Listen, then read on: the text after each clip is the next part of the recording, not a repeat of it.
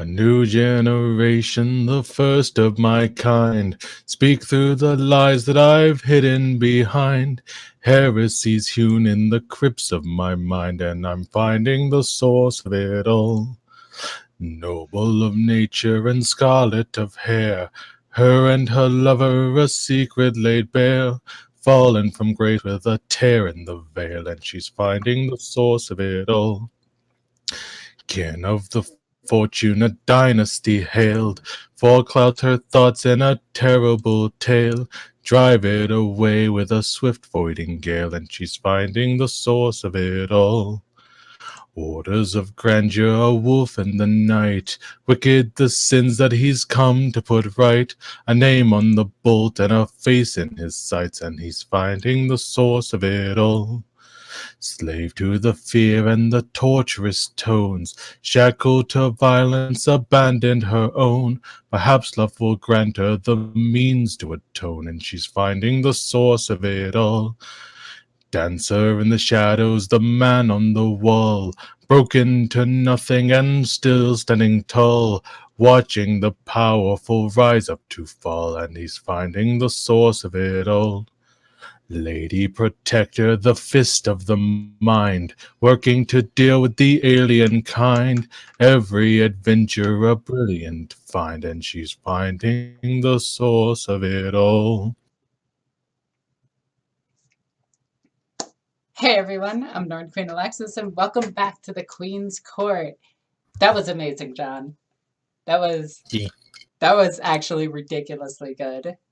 I want you to do that again at the end because that was, oh my god, that was great. Anyway, I think we have to start this little adventure. So Vicky, take over. Greetings, ladies and gentlemen. I am Vicky the GM, and welcome back to the Queen's Court. When we last left our heroes, setting out from the Kroot village, the warband, with their Kroot guides, headed towards the mountain described by Shaper Enuk, carving a path through the dense foliage. Lynn and Rosalina discussed the Kroot's biology to pass the time, only for their avian guides to call a halt. The Kroot sniffed the air. Approaching a 2-meter-wide stream, they informed the warband that this stream had parasitic creatures that could latch on if given chance. Tarvok hauled out his harpoon gun and launched the line over the stream. That was the stream announcement, embedding the harpoon in a massive tree. One by one, the warband crossed the line, but Lynn misjudged her balance and toppled over, about to fall into the stream. Rosalina leapt to her rescue, catching Lynn and carried her across on momentum alone. However, their impact on the opposite side caused a stir of smaller insects, small being a relative term on Yanth. A fierce fight ensued, but the insects were driven back with fire and flame. Taking a moment to salve their wounds, the Acolytes moved onwards to the mountain. Arriving at the base, the Kroot moved ahead and started digging away at the undergrowth. Moving closer, the warband could see that the Kroot had uncovered a cave opening, informing the humans that their destination lay in there. The Acolytes descended with some hesitation, but eventually happened upon the buried remains of a Kroot war sphere, no doubt the means with which the Kroot arrived on this throne-forsaken death world. The warband entered the war sphere, somewhat giddier at the chance to investigate such a rare artifact from another Xeno species. Inside, they found a strange mix of the primitive and advanced juxtaposition that is the Kroot species, collections of hunting trophies and gear strewn about the void-faring starship. At the war sphere's command circles, Tarvok, with assistance from Lynn, found the Kroot equivalent of a Vox station, but it appeared unpowered. A trek through the war sphere revealed the power supply, a core of plasma generators, that the warband got up and running in little time.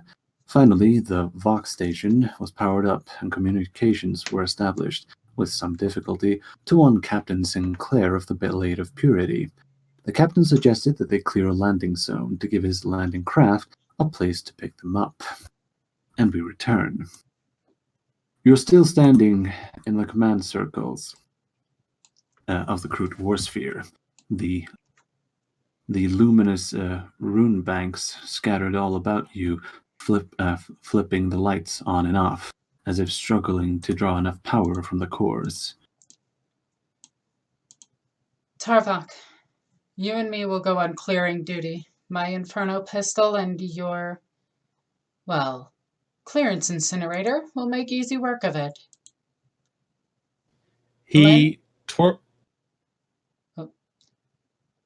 Lynn, if you and the Inquisitor wish to explore here more, by all means.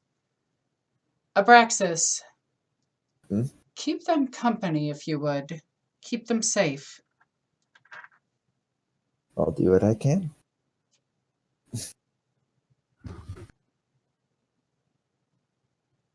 And with that, I will turn and start heading out. Heading out which direction? Back to the cave? Well, I thought we were in the throne. You're still in the center of the war sphere, so... Yeah, we're heading out towards the cave then. Well, I am. Fair enough. John, are you joining me? Indeed, I am. I'm like calculating what's left of my. I still have 2 more charges in my demolition kit. Flamethrowers loaded. The other tricks. Far enough. Right. Does this plan suit you? It should get us off world. I'm starting to hate this place. Let's get out of here. Very well. So, does anyone want to explore the war sphere one last time before you go? I think I'll take a stroll through it. I'll go with Abraxas. All right. The 2 of you can roll an awareness test for me. One can assist the other, or you can roll separately. I'll assist you. Okay. I assume you have higher. I just have 1 point in it. What's your perception? 36. Okay, you're assisting me. Gotcha. Well done. Nice. All right. Well done on most useless skill in the game. I mean, you did find something, right? I guess that's true. Sorry, I shouldn't be little you like that. I apologize. I'm just being cheeky. It's okay. You being cheeky about awareness is a staple, so don't worry. So, I'm going to say 3 of you because Far Enough is just walking along. You do find something, Mope, and it appears to be you find a strange circular room with a weapon rack, with weapon racks all around it. However, they seem to have been cleared out at one point, but underneath one of the racks, you can find that someone must have dropped a pistol-like weapon. You can roll for me. Let me see if you have the appropriate lore for it. I do. That's true, but I'm trying to see if you have to roll Xenos all or not. Oh, I have to roll Xenos all. I do. Yeah. Yes. Roll for me. Forbidden Lore Xenos all, and I'm going to let Far Enough give you an assist on that one. You can. Yeah, I'll fate point reroll it. Why not? Well, don't you? You also could use your Archvator reroll, right? Does she have? I don't have the library on me. She does not have a built-in library. Oh, right. That's how that works. Nope, it's just not happening today. No. Well, it is a pistol of some kind, and it looks equivalent to some of the equipment that the crew have been carrying, so it probably belongs to them. Does it have a trigger and a barrel that I can identify? Yes, you can, but you cannot identify the type of gun, pistol that it is, I should say. I'm gonna point the barrel away from me and from everyone and pull the trigger. Oh boy. Well, I need to put this now into the ranged weapons section. Mystery pistol.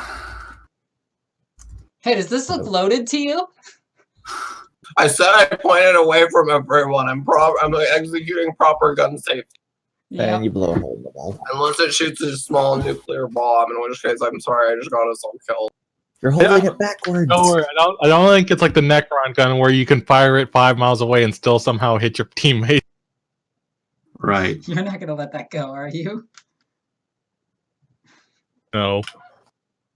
So, as you do, you send what appears to what appears to be a strange blue projectile that sears itself through the hull of the war sphere, leaving a red glowing hole in its wake. Well, it functions like a normal guy.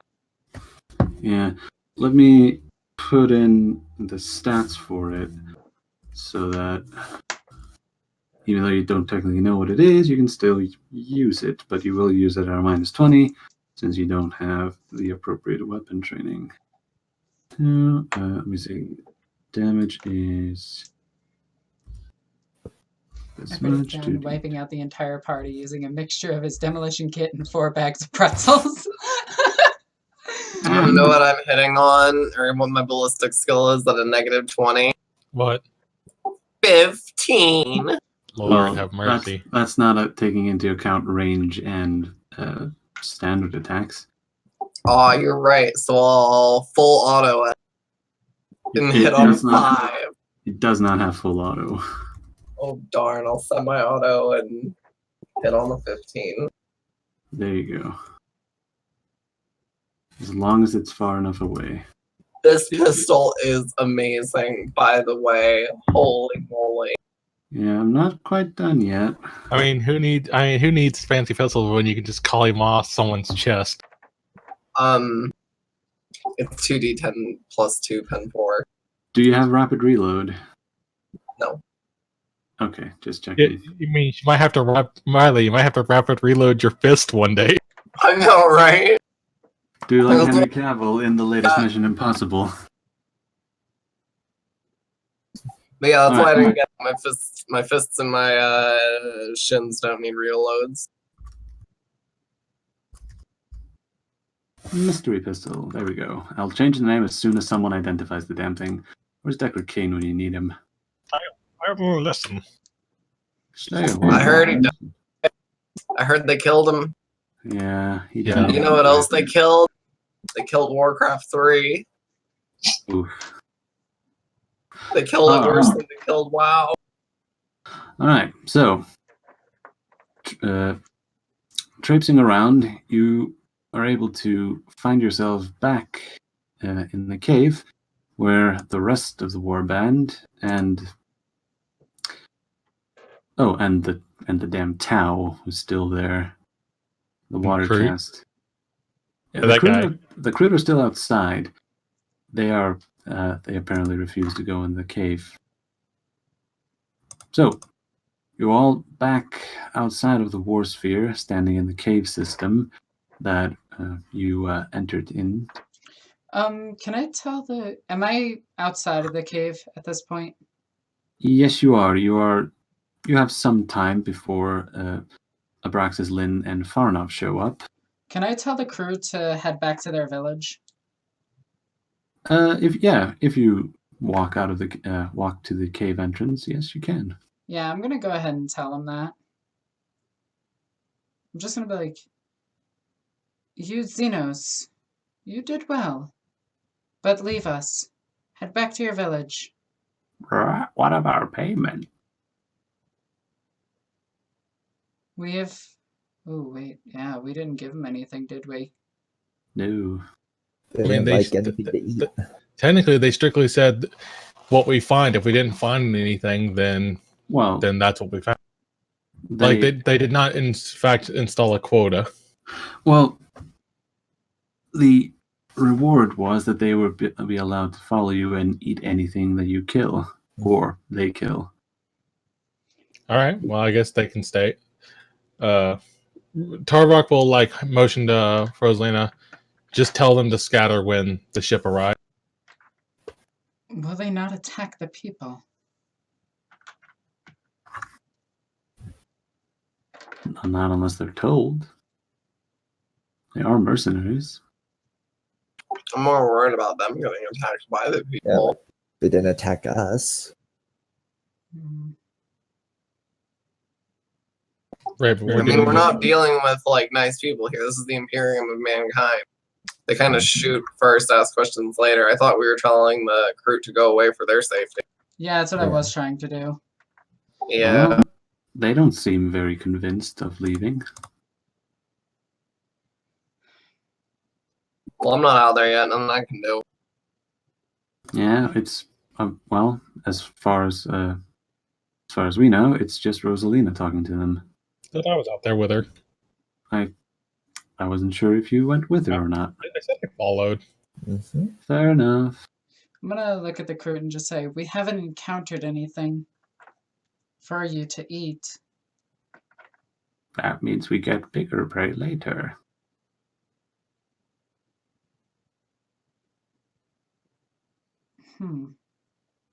Our journey is at an end once the ship arrives. Ours is not.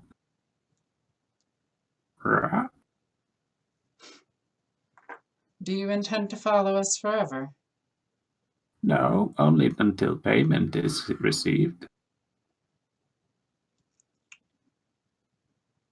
Tarvak, Yes. can you do an advanced scan of this terrain and find a suitable predator for these things to hunt? Well, I was actually thinking about that. Once we start making noise and clearing out land, we are sure to be accosted by territorial beasts. Alright. Kroot. We are to clear out this land for a small ship to land. Stand aside. As you say. And I will look at Tarvak and just say, set up the demolition kits there, there, and there. I'll start clearing out over here. You actually see him switch over, like he starts kind of flaring up his like underarm or his like wrist mounted flamethrowers. He actually pulls out his his heavy stubber, like he's ready to do like a full on, like, Scene from Predator. I was gonna say scene from Apocalypse Now, but yes. All right. So while the three, and I'm counting the Tau with you. We also have Aubrey, so there's 4 of us. Oh, fair enough. I forgot. I knew I was forgetting someone. You got so many NPCs tagging along now. So the four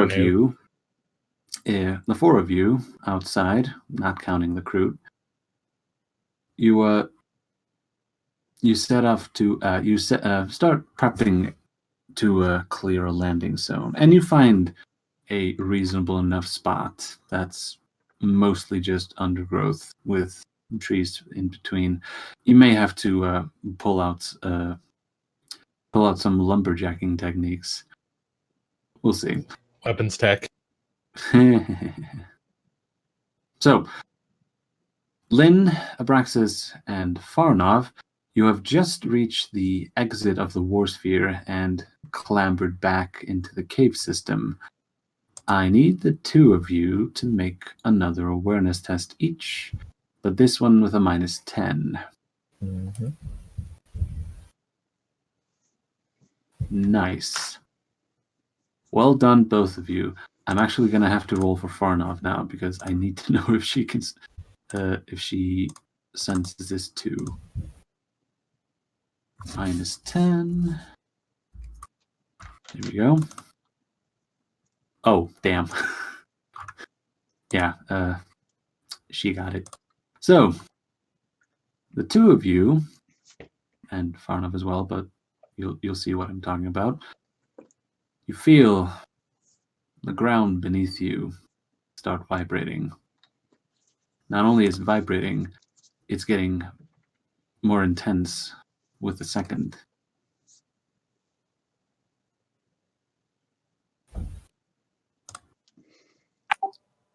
Well, either the terrain's shifting or we have company. Or perhaps both. And as soon as the words leave your mouth, boop. Oh boy. So that thing comes crashing out of the soft ground that you're standing on. It's about 5 meters away from you as it bursts out of the ground. And actually, I need to check if this thing causes fear or not. I'm hoping it does. Let's see. Yes, it does cause fear. Fear 2. Do either of you have enough insanity to ignore it? Let me see, because I know that mine's weird. Give me a second. No. Cannot punch. Cannot punch. Hold on. 10 too high. Crap. Do you have resistance fear or something? No, it's because I I'm jaded. I'm good. Oh yeah. Lynn is jaded, so she doesn't care. Are you jaded too? No, but I have the inured to horrors. Oh yeah, you count as having 2 as insanity 2. bonus. Yeah, it's 2 higher, and my insanity without that is 13, so that'd be 3. Yeah, so that is unfortunately not enough. So Okay. so do you want to spend a fate point to count as having adamantium faith? Oh yeah, because I've been referred. Yeah, sure, I'll do that. Yeah. I wasn't sure. All right, then roll Will. roll your willpower. I didn't put in any modifiers because I didn't know what to do. That is a fail. Let me grab the shock table. It is not a bad fail. So actually, wait, no. Did you spend the fate point? Yeah, I did. I just didn't know Oh, what to do. then you're fine because you add your willpower. You minus your willpower bonus from the degrees of failure, and if it goes to 0 or higher, you count as having passed. So well done. Gotcha. All right. Farnav is also jaded, so she's fine. All right. So Farnav shouts, "Run!" And Why, you fools? Yeah, I'm definitely like on board with that. Let's get the hell out of this. all right. So the two of you can either make an acrobatics or an athletics test to get the heck out of there before this thing. Fate pointing. Oh crap! I'm dead. Goodbye. It's nice knowing you all. Oh boy! Don't worry, it failed worse. No, that was not the thing. That was Oh far boy, enough. that was far enough, and her. Oh boy. So Rosalina, I'm sorry. You're never gonna get into being an inquisitor. One of your people who is gonna approve you just got eaten. Damn well, it. the gigantic creature, after it bursts off, starts slithering forwards towards Farnov. And Farnov and Lynn, who are running together, Abraxas, who is able to keep ahead and not trip on any of the rocks or foliage. You just have to outrun the people you're with. Yeah, that's in the Secret Service protocol, right? Just run faster than your protectee, right? Yeah, something like that. So, Lynn, you see Farnov stumble and almost fall. Do you run to assist her? I sure will try. All right. So here comes the hit from the creature. It's just going to be a charge attack and This is going to be tough. crushing claws. Oh yeah. Can I dodge it? Yes, you can. You can help your Lord Inquisitor to. Oh No. boy. Oh my No. god. Okay. There you go. I'm down to 1 fate point within half an hour, but I mean, holy crap, was it worth it? All right, so as the creature raises its head and it comes descending down, it looks like it's about to devour the both of you, but you are able to push Farnov out of the way, and the two of you start running again as this thing impacts the ground, sending rock and water splashing in all directions as it hisses. So, with that, So, the three of you, actually, Abraxas, you're the first one out of the cave, and you see some moments, not moments, some distance away. You can see the others starting starting their prep work to clear a landing site. What do you do? It's like, we've got company! I'm gonna turn with my infernal pistol in hand and Right. sword. So, Behold the cacophony that is Tarvok's firing pins. I'm just gonna look over at Tarvok and just say, Tarvok, Overwatch! Lock. Targeting parameter set. Killing field established. as Tarvok does so, and Abraxas runs over to the others, you see Farnoff and Lynn rushing out of the cave opening. However, that's not the strangest thing you see when this gigantic caterpillar-looking thing bursts from the cave mouth and sets forth after Lynn in hot pursuit of Lynn and Farnoff. I'm gonna yell, crew, there's your payment! And they start jumping off to the sides, climbing into trees, getting their sniper rifles ready. Oh crap, we're rocking with headhunters? Yeah, this is Headhunter Kindred. Oh! Cool. I never mentioned that, but I never had to mention their weapons either. I'm just imagining I'm smashing the button in a QT and Okay, that's pretty good. I mean, the harder you smash it, the faster you go, right? Hey, Victor, this is a very important question. Based on this thing's... How far is this creature from the closest ally? How far? It's gaining. It's closing in on Farnoff and Lynn. No, specifically how many meters? How far are they? They're about, let's say, 5 meters. Actually, let me check this thing's charge distance. It's probably insane. Oh, yeah, it is a 48 charge. Never mind. So how many meters? It's about 10 meters away. Oh, good. Fire the resonant arc. Oh boy. All right. So, those of you who are ready with weapons can go. I'm not going to roll initiative for this. I'm just going to go over what's the the list. bonus size? Oh, plus 30. This thing's huge. So, Tarvok, since I'm going from starting with my picture and starting with my name. Wait, how far is this thing from me? From you, about 30 meters. Well, can't use my infernal pistol. Why not? It's got a range of 10 meters. Yeah, but that means that you're in long range. Well, I'll aim at it. Long range. Standard shot. Wait, hold on. Let Tarvok finish his attack. So roll damage, Knight. Because if I stun it... That does no damage. Well, I mean, even if I swap out the thing? Even if you swap out the thing. Really? Yes. What's the size modifier? Plus 30. I can... Wow. Fate point?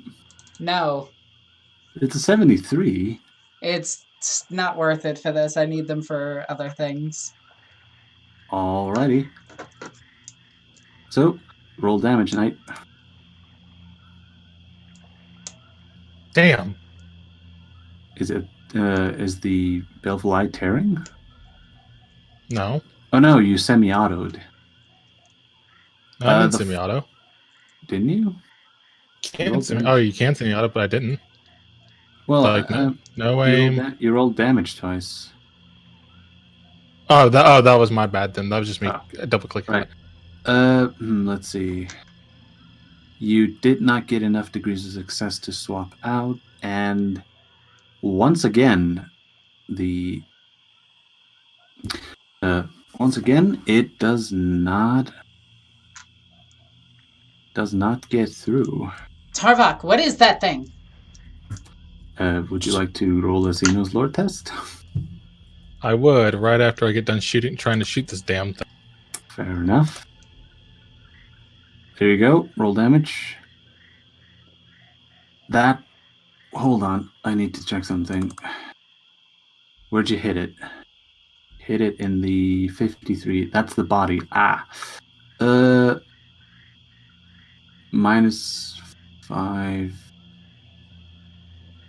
The first one was not enough. The second one is enough. All right, let's see. You did 3 damage to it. Good. Now roll an agility test. Yep. -3. Boop. And let's see. Boop. And there you go. It is whooshed. As Tarvok unleashes everything that he has into it, he is able to, most of his shots either bounce off its heavy carapace, but one is able to catch it straight in the mouth, and an inferno lights up as the thing starts screeching. All right, so Farna, No. get to cover. Yeah, I don't know what this is. now, actually, this you wouldn't roll Forbidden Lore Xenos. You would roll Common Lore Ascalon Sector on that one, and I'm pretty sure you would have made that because this thing is not forbidden. Oh, fair enough. Then what is it?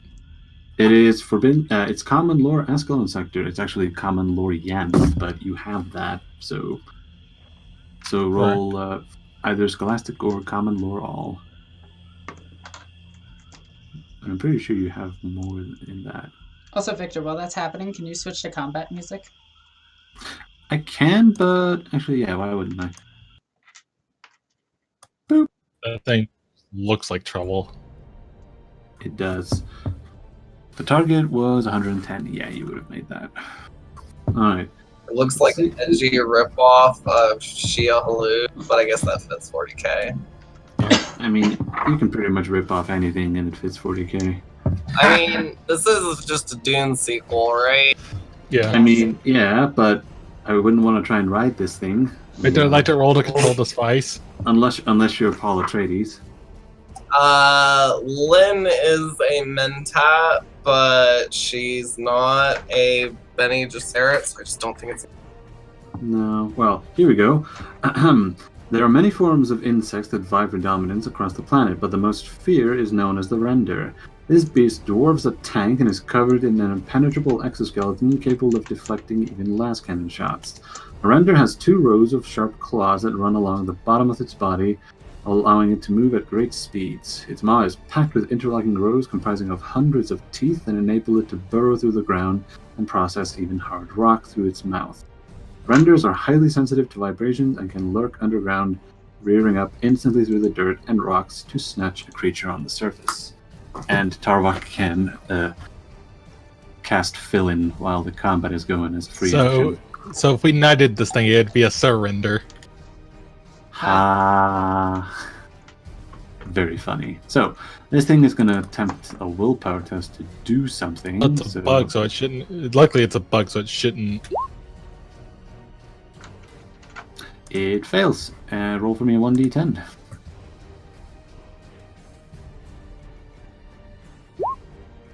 You do a point of damage. Kill this thing! Rawr. Now, I'm playing a nerd, so I guess I should get technical. Is it a bug if it's that huge? Yes. Or should we just call it an arthropod? I mean, it's We don't call crabs bugs. No, but... The definition of bug is a small insect. It's not small, and it's not even really an insect. What will a large insect be then? Tyranid. A Tyranid, that's a good answer. Fair enough. I mean, it does have crushing claws, so... Wait, so you're telling me Starship Troopers is incorrect? So, like, Yeah. When they call them pseudo-arachnids, they were always wrong. Yeah, arthropod, an invertebrate animal of the large phylum such as insect, spider, crustacean. So you have big bug, arthropod. Arthropod. There you go.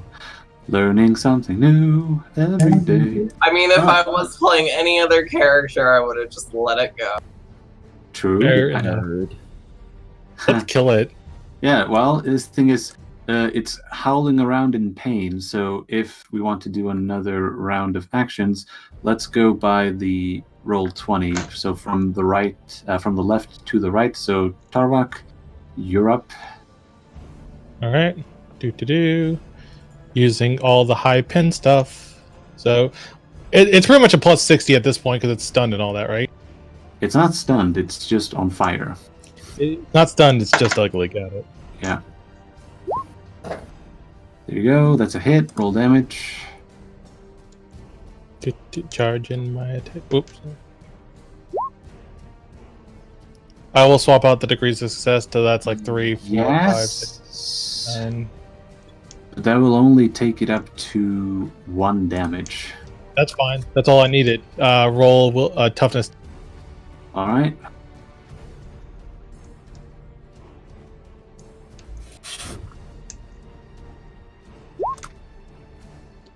John sitting there is like, 1 hit is all I need. Roll damage. Swap out degrees of success. Yeah, there you go. That does 3. Actually, let me check something because this is the fight at the end of the third season of second season of One Punch Man. A giant spider versus a giant centipede. Yeah, he's Metal Knight. Hell yeah! Watch One Punch Man. I don't know. Wait, why am I even rolling? I just roll a 1d100. Well, yeah, you just have to not roll you just have to not fail and roll 100. There we go. There you go. All right.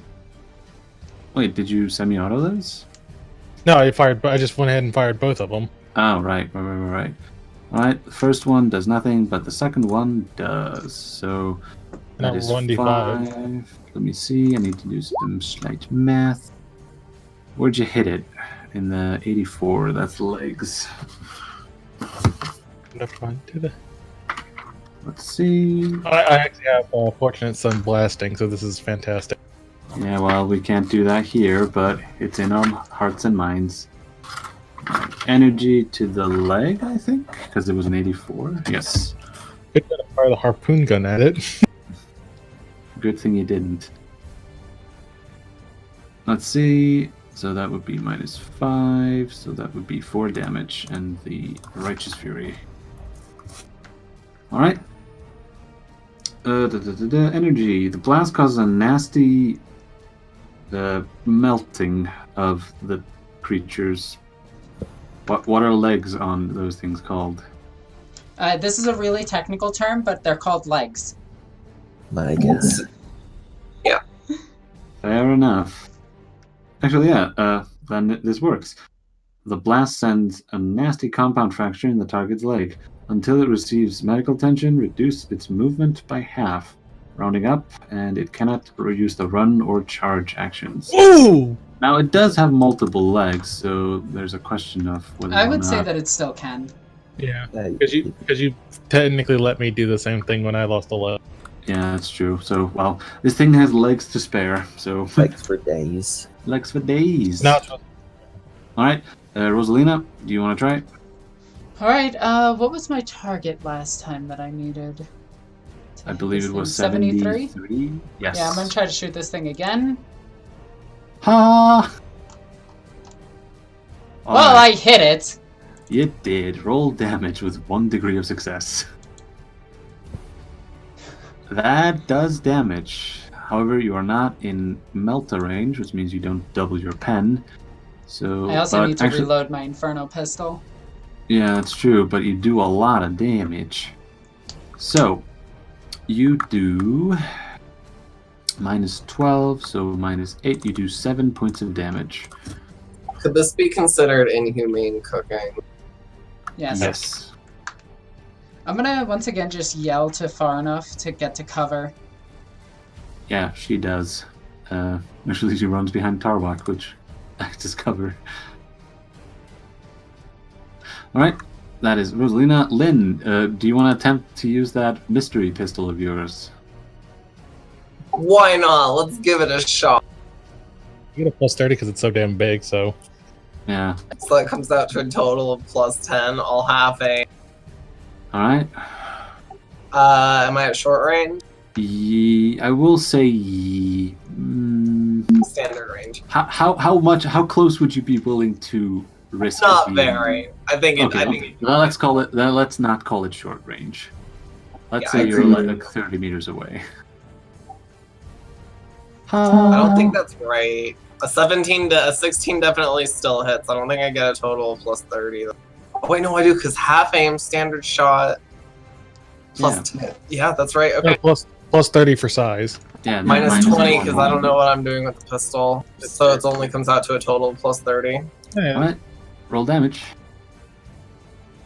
Alright, everybody, I think this pistol is actually kind of rad. We'll check this out.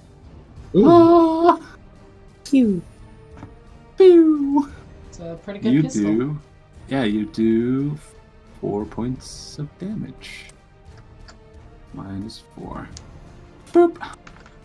This thing is looking, well, in D&D terms, bloodied. Well, it's been bloodied for some time now. Alright, Braxis, do you wish to attempt anything? I am pondering this. Look, there is a cool way to do this and a non-cool way to do this. Well, I'm just gonna say the only things I have to have pen are my melee weapons. Yeah, exactly. Okay, Isn't that a coincidence? Hey, let me What's tell you the about the time what maker. is the distance? How far What's is the it from me? how far is it away? Let me just check your charge distance. I mean, It's 15. Let's just say that you're within charge distance. Alright. I'm charging like a mad lad. Oh boy, here we go. Alright. The cool ways, goddammit. Alright, let's see. Alright, we'll start with the agonizer, just get that out of the way. So, Alright. charge. And what's the size modifier or whatever? The size modifier is 30, so Alright. yeah. And but it's also stunned, right? It is not stunned, it is just on fire. Okay. Just making sure. Yeah, exactly. Oof. Let's see. Ooh! Because of Heck yeah. That is a crit. max. Also, And Also, two things to we- remember. Fury. I've Yeah, been we've- getting both of these talents. First is one of them I add half my weapon skill bonus to the damage, and then the other I add my perception bonus to the critical damage. Yes, that would be Death Dealer and Crushing Blow. You can just add Crushing Blow to all of your melee weapons. Yeah, I Just- probably should. Yeah, it's way easier to just let the sheet handle like that, That's and you never have to worry about it. So, did you add your Crushing Blow? I did not add. Okay, so I that did should not be add plus either. 3? Yes. Yes, but I'm going to handle Lynn's Righteous Fury roll. Okay. So, Mope, roll for me a 1d5. I believe you hit it in the 61, that's the body. Let's see. Body for energy is... A blow to the target's body steals air from its... I don't think this thing has lungs, but the target can only take a half action on its next turn. Nice. Well done. Bugs do not have lungs. I mean, giant arthropods do not have lungs. Ha, there you go. But no, they inhale through their carapace. Yes. So you... I'm going to say that you shot one of its air holes. Yeah. Alright, and then Abraxas, after having done all of that damage, I need you to roll another 1d5 for your Righteous Fury. So righteous. 5, and you hit it in the 29? That is the... What is that again? That is... arm left. Let's go with pincer left. So... it's an energy weapon. So, arm. The attack causes energy to course through the target's pincer. It is stunned for 1 round, and the pincer is useless until the target My receives god, a we are medical just jumping achievement. this thing.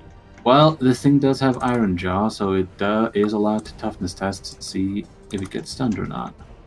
Okay, if this thing hit any of us, we'd be gobbled up. So It's true. So, the toughness test is done. And with that, it is its turn, and it is going to attempt to, well, activate its special ability called Swallow Whole.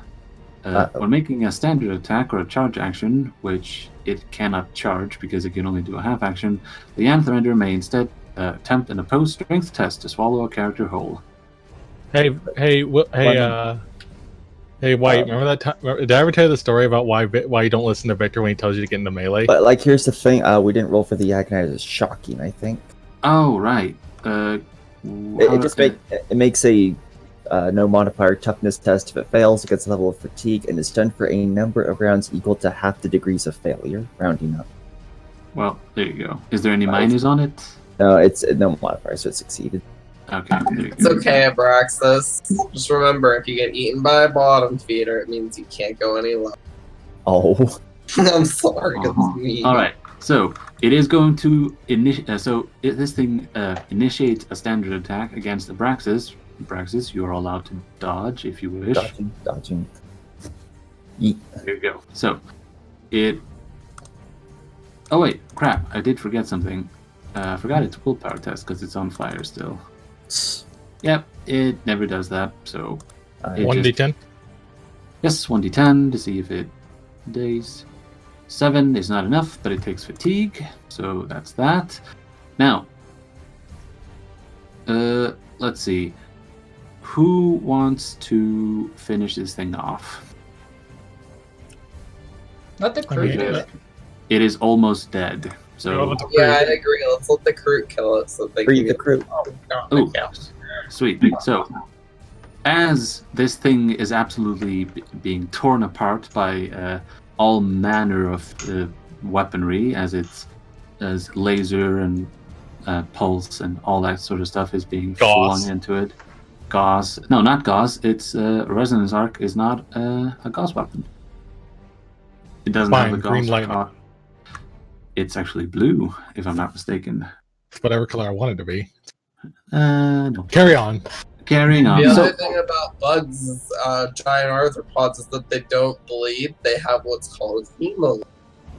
Yes. So they don't have a difference between the lymph and the blood, which is why they spatter in such strange colors. They're also essentially giant hydraulics. If you drop a spider upside down from a distance of 3 feet, they explode. That I didn't know. Well, But I was making a joke at your expense, Victor, because you will actually somebody. If I will actually some you too. Huh. So the crew are now in position, and this thing is reeling. And you can see, you can hear and see 4 sniper shots ring out in succession. Wait, Bam, bam, 4? bam, bam, We only bam. brought 3 of them with us. No, there were 4 of them. Rating. I am fairly damn certain. I'm going to check the other map that you were on. Nah, don't worry about it. Well, I can check it just fine. Yeah, there's 4 of them. Remember, there were 4 that greeted you the first time. Shoot the damn bug. Bam, bam, bam, bam. We've been over this. It's too big to be a bug. Shoot the giant arthropod. The big spook. You can't call it an insect because it's technically not an insect either. That's way too many body segments. Yeah. The monster. Boop, boop, boop. Well, let's say that they aimed so they get accurate and a bunch of extra damage. I just wanted to roll some damage. So, the crew send a fusillade of fire into the creature and bring it down. Boop. Now let me start this thing again. There we go. So, There. Crude, is that sufficient payment? the crew descend down from the trees, reloading their weapons, and look at you and the giant thing they brought down. And one of them wanders over to the thing and starts sniffing it. This will suffice. Good. And the four of them be right back.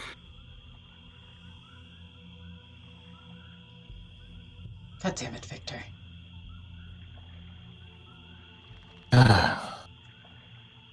Lynn, Abraxas, are you okay? Most definitely. I should be alright. I believe the Inquisitor is fine as well. Looks at the Inquisitor hiding behind Tarvok. She seems okay. Good. And I'm gonna be reloading my Inferno pistol.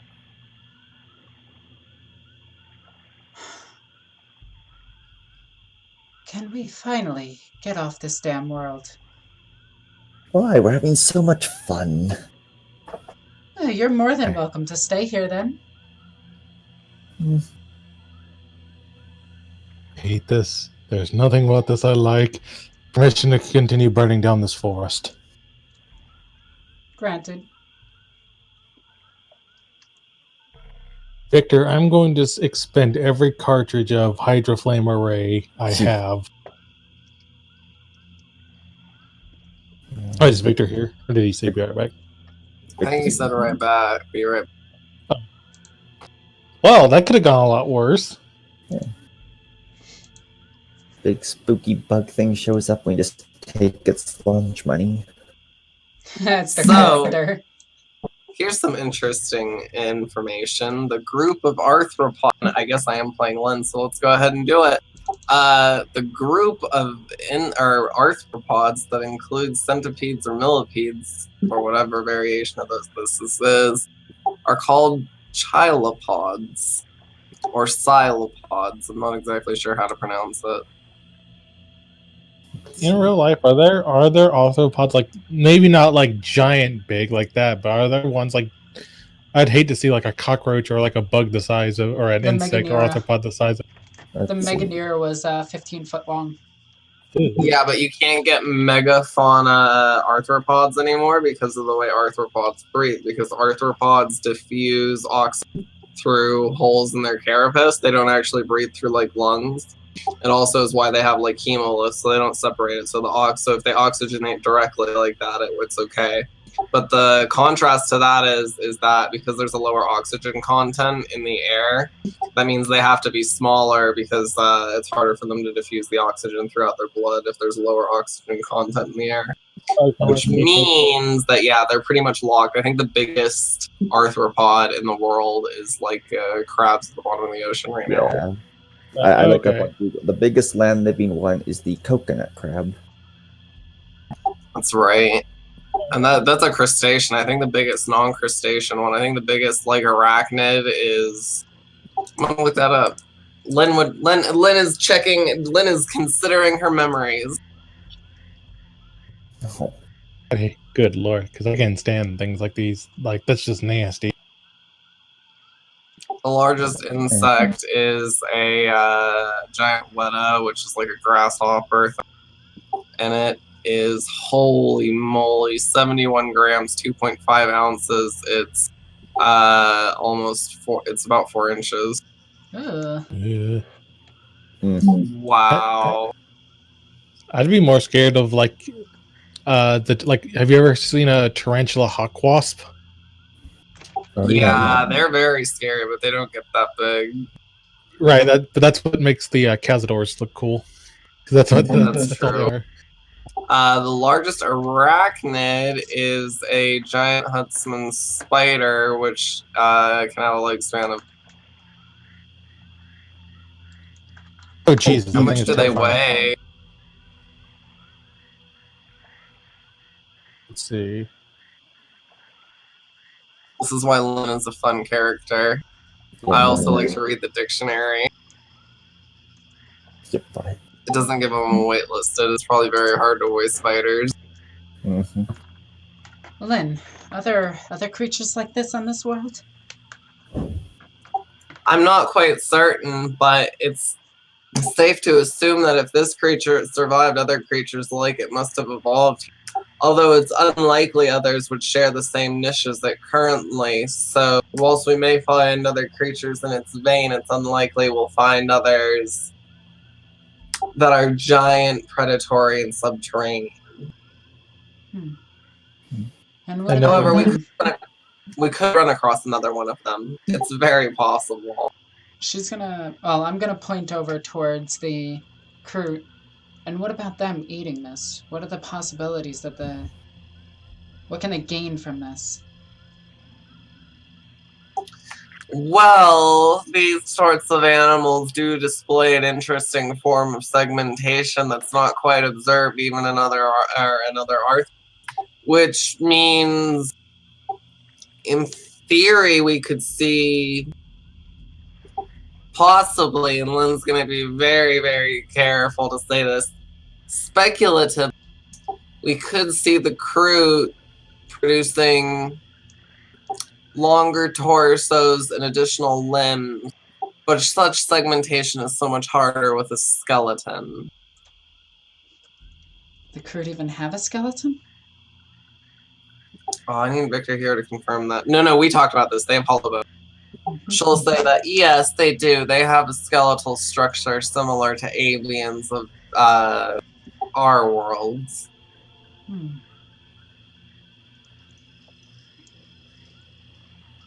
What about bone structure? As far as I can tell, that thing has an exoskeleton. Perhaps harder skin? It possibly could, but this is one of the reasons that the segmentation is also unlikely. There's such dissimilar...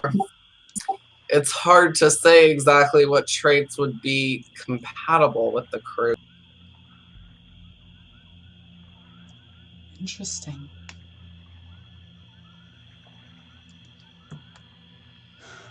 This is... However,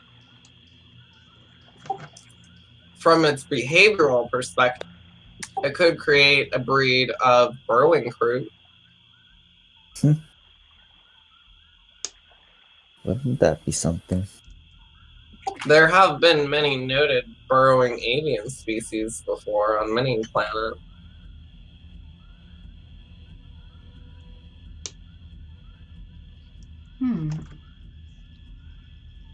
So they can be harder for the Imperium to take down if needed.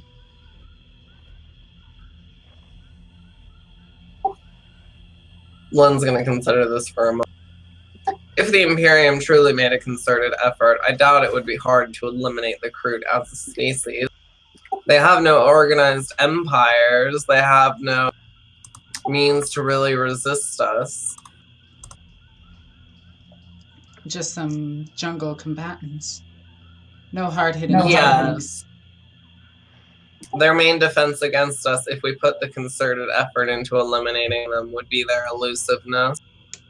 And how widespread they are. And what about that sphere? As I said, how widespread they are makes them difficult.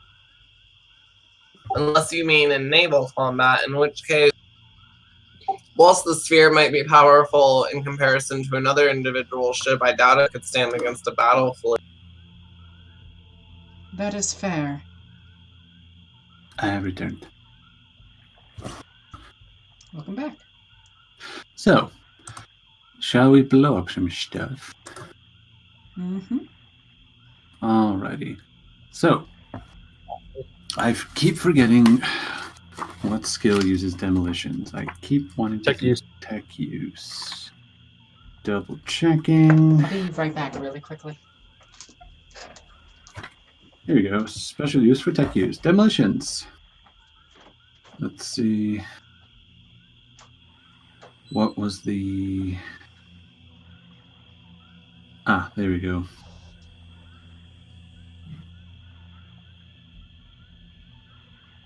All right. Knight, I need you to roll for me a... Well, it doesn't have a thing on it, so roll for me just a normal tech use test, which I'm pretty sure... Well, without the compy tool, though. So... You know what? I cannot... I want this to go off without a hitch, so I'm just going to fake point. All right. Now, I don't think you could have failed hard enough, but, you know, details. So, Darvak is able to... I'm guessing you're going to use 2 of the rest of the demolition. All of it. Just use all of it. Yeah, fair enough. If I have to use up some canisters of like my flamer fuel to make this spice, just I want this forest done. This planet vexes me. I see. So, the fate point spent, Tarbak is able to set up a large enough area, and let's say that he, once the explosions are done, leveling a bunch of trees, you can set to work burning all of the undergrowth so that the landing craft doesn't get tangled. And you know what? Just for good measure, I'm gonna pop a smoke grenade just to kind of give it a good what's it called? Just to give it a once over. Just give it a good that nom feel. Yeah. So. Good old nom. Nom nom nom. Nom nom nom nom nom. So, with the demolitions and the clearing done, you Tarwak, you hear on your Voxcaster the voice of Captain Sinclair, who says, "This is Captain Sinclair of the Blade of Purity. We are in geostationary orbit above you, requesting update on landing zone." Let's see. Transmitting vector, longitude 52, latitude 12. Area has been cleared of hostiles. Smoke grenade is out. Very good. Deploying orbital shuttles. Safe landings. Captain Sinclair out. Okay. And with that, it takes but a few moments before you hear the wonderful sound of Imperial engines above you. Music in your ears, really. Tarwak sheds a single tear. From his one remaining good eye. Well, bad eye, I should say. Flesh is weak. The flesh is strong. Damn topless. Well, Farnath, shall we get going? Indeed. We'll stand by in the clearing until the ships are done. I'm gonna look away for a moment, back towards where we first started our journey here. Yeah? That's it. Fair enough. And I'm just gonna have a slight frown. Something bothering you? You hear Farnath say. No. Just... I was expecting... It's nothing. Alrighty. So... What, is she not going to say anything more? She doesn't inquire any further. She's a damn inquisitor. Yeah, she wants off this world.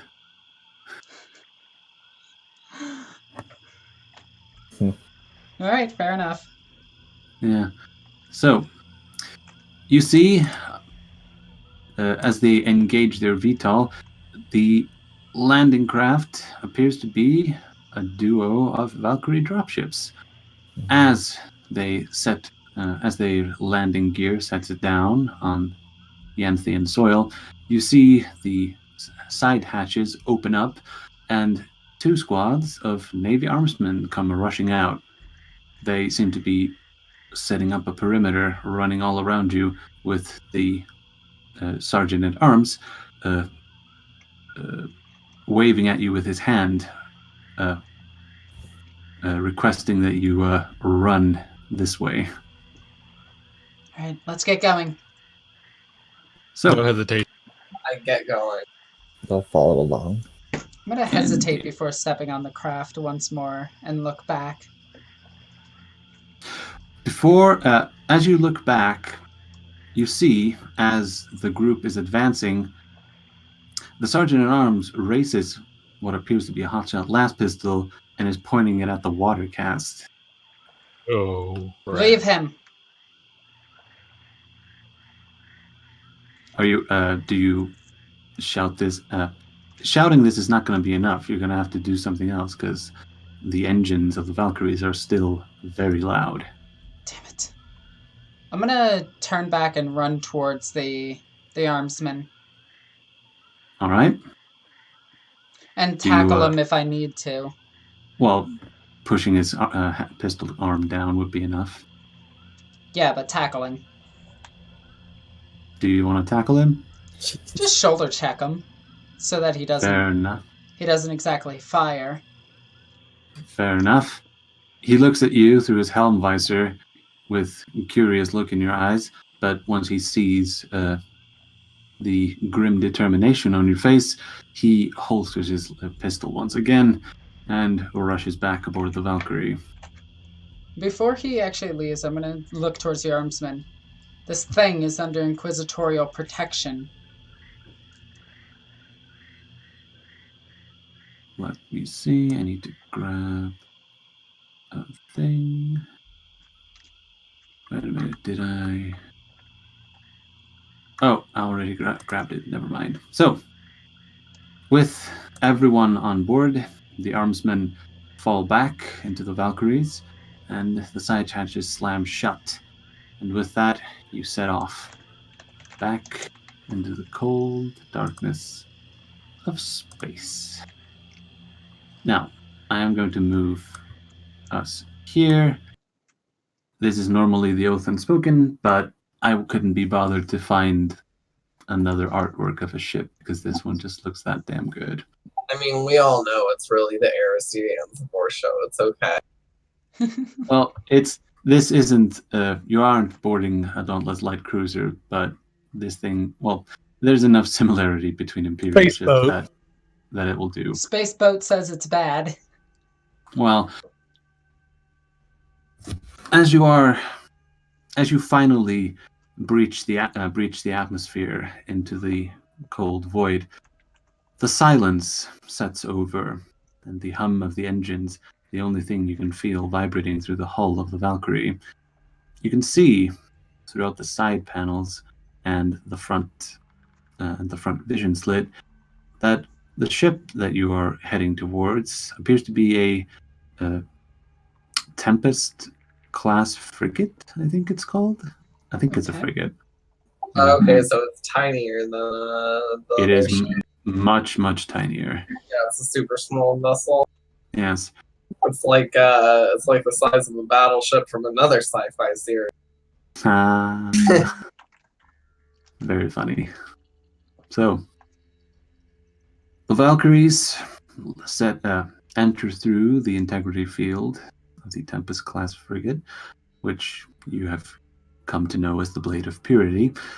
And as the engines die down, the side hatches are opened up, and you can see, coming from a hangar door that is just opening up at the same time as your side hatches, that a rather fashionably dressed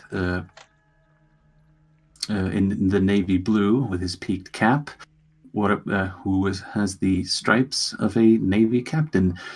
He appears to be escorted by a group of armsmen and some other crew that you find hard to pick out. Their stripes are rather hidden by the rest of the group. So, who exits? I'll exit first with my Inferno pistol on my side and my sword, and my sword's in their sheath, scabbard. Both. I'll follow far enough. So, as this entourage of the captain walks up, he stands straight and gives you a crisp salute. Are you the... I'll Oh, give go ahead. me half Aquila back. Fair enough. Is this the inquisitorial assets that we learned about on the surface? He seems to be addressing the question to no one in particular, just the entire group. I'll actually lift part of my inquisitorial rosette from beneath my course hat. He gives a slight nod.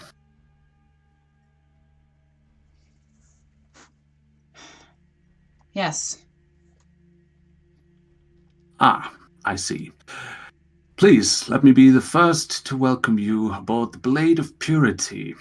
as I've no doubt said plenty of times today, I am Captain Durrell Sinclair of the Imperial Navy, and I am pleased and somewhat frightened to make your acquaintance. We do not get many Inquisitors out here.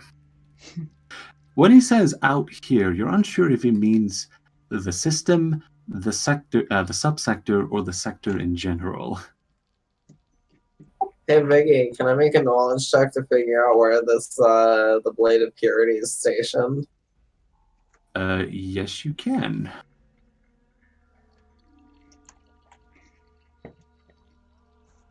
I'm gonna put that under. Would that be common, scholastic? That'd be. It would either be common lore Imperial Navy, or let's say scholastic lore Ascalon sector. I don't know where it's at. I don't know where the ship is stationed. There's the Imperium names so many ships, things like that. Yeah. Even Lynn can't keep record of all the Blades of Purity out there. Yeah, there is a lot of them, and most of them are scattered throughout the Imperium. And this thing is such a tiny patrol boat that, well, it doesn't exactly have a lot of battle honors to commemorate it. Victor, I'm gonna stare this guy down and roll scrutiny when he says that.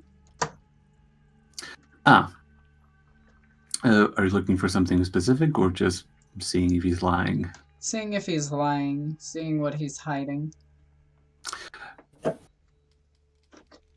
You see, well, you don't get any signs of deceit. He appears to be as straightforward as they get, but as you scrutinize him, the intense glare that you give him makes his upper lip, and by extension, his waxed mustache, quiver. Are you worried about the Inquisition being here? Well, I wouldn't be doing my job if I didn't. You're not hiding anything, are you? Of course not. You can examine the ship if you please. Oh my god, that question. Sorry. This is so funny the way you asked it, Alexis. Of course he's gonna say no. I know. But the idea is that he's not gonna question us. No, I just didn't like his response too, where he was immediately like, of course. I can give you a personal tour of the ship if you would like. There's not many decks to show you, owing to the size of the ship, but I'll show you everything as it is ship shape. And he chuckles slightly at his own joke.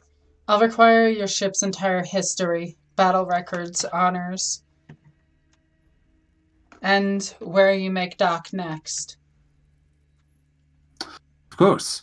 I will have all that information. Would you like to accompany him in this? I should stay with Inquisitor Farnoff.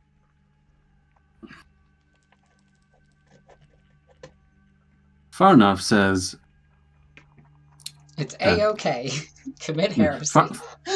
Farnoff says, Captain, if we could procure some quarters, I would very much like to take a bath. I'm gonna kind of smile under my breath and go, I've been attempting to abstain from the dream of a swarm. I'm gonna look down at my clothing being all ripped and torn and gross and nasty, and just be like... It becomes aware to each and every one of you that now that you're finally out of the jungles of Yanth and contrasted against the stark cleanliness that is the deck, the landing bay of an Imperial vessel, well, clean by Imperial standards, that is, you can see that all of you are rather dirt-stained and, well, quite filthy. Tarvok will try to pinch the bridge of his nose, only to realize that he, in fact, does not have any fingers. I'm gonna have to run you through the car wash.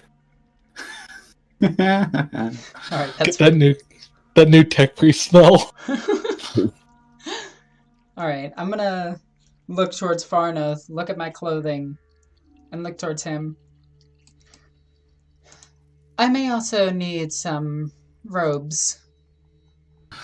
Of course, I will have our facilities put you in. Oh, hold on, I'm trying to phrase this right. I'll have our facilities prioritize your needs as soon as possible, and I'll make sure some of the officers are moved around to make quarters ready. Thank you. I would like to require use of your enginarium, as I need to make repairs to my bodily functions, pointing to the missing leg and hand. Of course, Chief Engine Seer von Zion will be at your disposal. I shall inform him forthwith. Very good. And cigars. I will need cigars. He twirls the end of his mustache and says, I might have some in my personal quarters.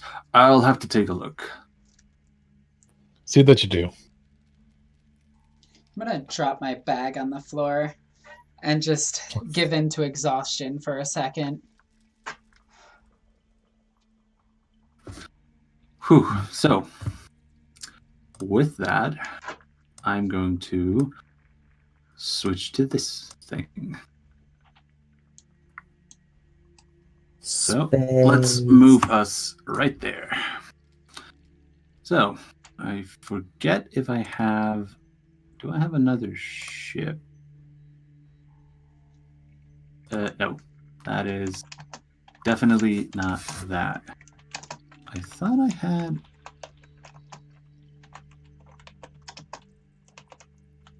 Did I not have... Oh yeah, the Oath Unspoken is over there. Which means... Did I... Oh, it's in images. There we go. Ooh, sweet.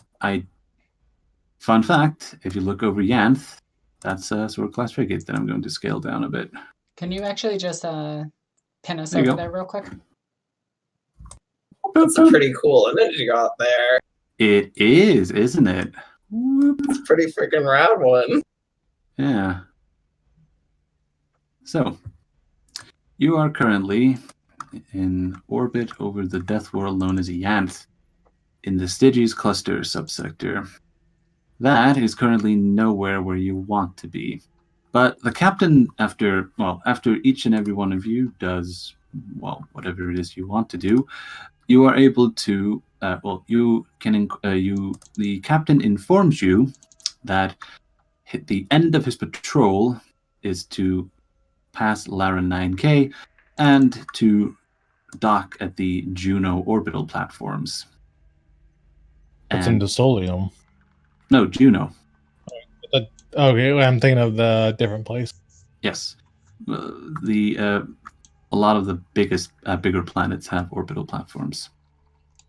Right, that's where we fought that bearded man who sent spider servitors after. Yeah, that's true. So, It's also where a certain ogre got hit by a truck. I survived with 1 hit point. As we're traveling and everything, I want to actually go and talk to Lynn. Alrighty, go for it. I'm going to assume I'm in Imperial robes. And Right. at this point, and I'm just going to say that my Imperial robes are purple lined. So it's the color of royalty, because yes. Very fancy. I'm going to activate the rune on her door for the doorbell. I'll let you in. I'll just have been reading. Lynn, I wish to discuss something with you. Of course, Interrogator. What do you need? You know quite a bit, and I wish to dive into that. My studies lately have been lacking. And what exactly would you like to know? I'm going to start bringing up schematics of different technologies and different, how to put this, different medicines and essentially just basic skills, but, well, more advanced basic skills. I'll do my best to assist and like help you identify the Xeno stuff. The medicine stuff, I would be like less able to. No. As It's you know. that, essentially, narratively, this is explaining how I get ticks in pretty much everything. I study with you. Okay, fair enough. Sorry, I didn't make that clear enough. That was my bad. No, it's totally fine. But yeah, that works. Yeah, I'll help you.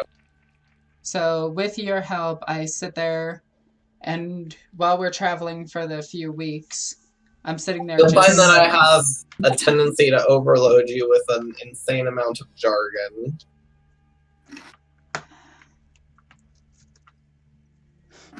All right. Thank you, Lynn. After a few sessions and everything. I like to imagine a few sessions is what it would take before you could finally understand all the jargon. Well, Rosalina's not a... Actually, wait, no. I'll do this. Hey! Okay, so you catch on to it. You're able to use context clues to figure it out.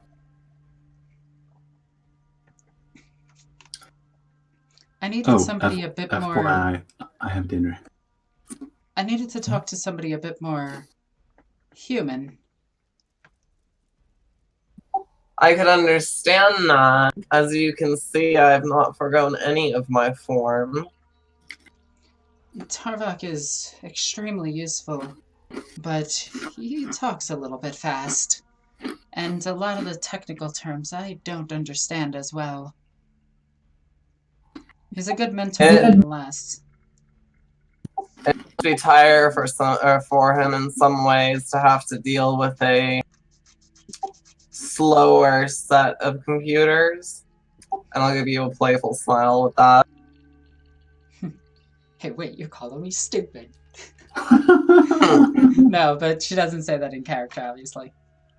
No, that's not the way I meant it either. Just, you know, he's a computer. He binary functions quicker. Yep. Well, again. Low Gothic's so inefficient. Thank you. I do have to ask, though, was he always this way?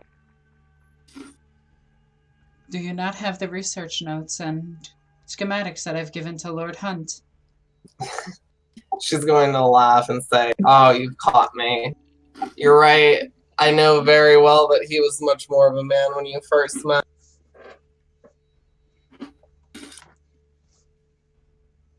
He's interesting. But I more inquire about his behavior. Does he still feel like he used to?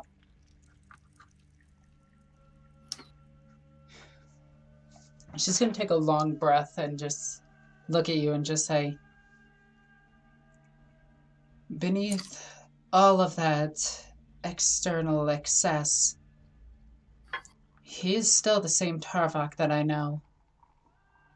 He's one of the few in this galaxy I think I can trust. I see. And she's also going to hold her arm where it snapped when she caught him. Okay. Do you have Riza with you? Hmm? Do you have Riza with you? No, Riza is... Oh, Riza's gone. Yeah, Riza and Morno are gone. Rosalina's alone and, well, actually very depressed. How interesting. One will just kind of take a few moments to observe that and think about. Before I let the door close, I'm going to look back and just say, you know, it's funny.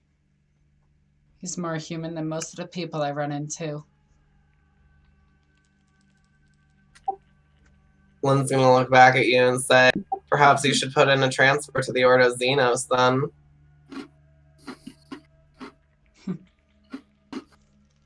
And she'll nod to you and give you the sign of the Aquila before letting it the door shut and her walk back to her quarters.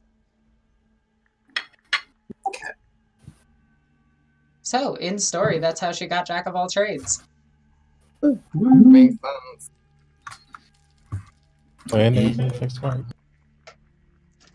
And So, the next thing I do want to do just real quick is run into Tarvok. So, Tarvok's kind of just is his quarters are open, but he's just kind of standing there with his hololith open, looking through old pic recordings.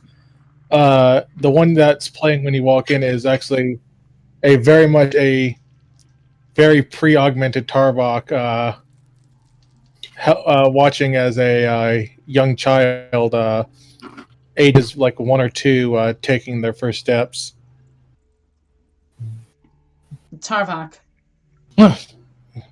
And I Yes. assume the hololith just dies out the second. Yeah, it just disappears. I'm gonna look to you curiously and then look back and just say, my armor, it requires a few patches, and I'm gonna present to you my dress, and you can see that it's ripped and torn.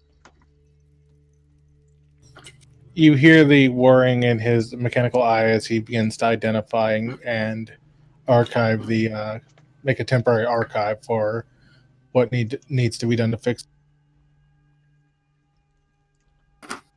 Your leg too. How's it holding up? She's gonna hold where the actual loss of her leg is and where the bionic takes over. The leg is fine. It'll hold. He motions for you to hold it up for just a moment. And with that, she lifts her leg so you can see you can't see the leg, the bionic itself, because it still looks like flesh and everything. Right. But like a scorpion tails, his mechadendrite, his utility mechadendrite will sink into it in a quick motion, injecting it with sacred unguents. Yeah. And she's gonna like stomp down the second you do that and just be like, get into a fighting stance and just be like, damn it, Tarvok. You could at least tell me you're going to do something like that. Inefficient amount of time. You can talk, you know that. I just imagine you just repeat the same thing. I could speak to the masses and no one would hear it. People only hear what they want to, afraid to look beyond the veil of preconceptions. You know that that's dangerous. Is it? It is what we, the Inquisition, it is the job of, is it not our task to go beyond the conventions of what we were taught growing up? To defend those preconceptions so that the Imperium might survive, so that mankind might survive? We walk the fine line between what is and isn't to protect all of those around us. Agreed. But the common However, people don't need to know that. it is to my understanding that even within the fine line, one must break through things such as morals and regulations, ideals. An objective approach must be made in the pursuit of knowledge in order to protect the greater good. You sound like that babbling blueskin over there. And she points out the room. The Watercast, funnily enough, has been staying in Rosalina's quarters. Well, there's a side room that he's been staying in most of the time. Alright, that's actually pretty funny that she would hear him preaching about the greater good and just be like, shut the hell up. Sounded like that damn blue skin over there. Gray skin! But she's gonna look and just say, we can talk We can talk theology later. I need to return to my quarters. He nods and says, Tay, you miss her, don't you? And she's gonna stop dead after turning around and just say, she is fine.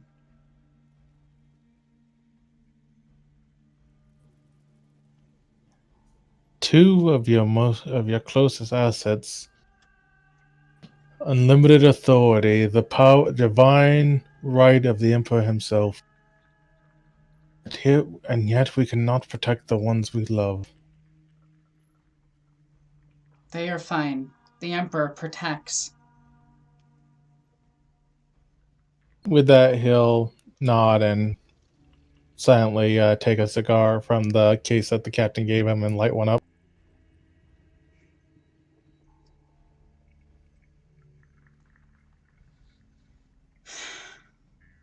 Ave Deus Machina. Ave Deus Imperator. So, does anyone want to do anything before you hit Juno? Oh, I gotta run into Abraxas. Or if somebody else wants to do something, by all means. I actually have something. I had planned to. I wanted to do with Abraxas real quick. Can we knock out a 2-for-1 and do it at the same time?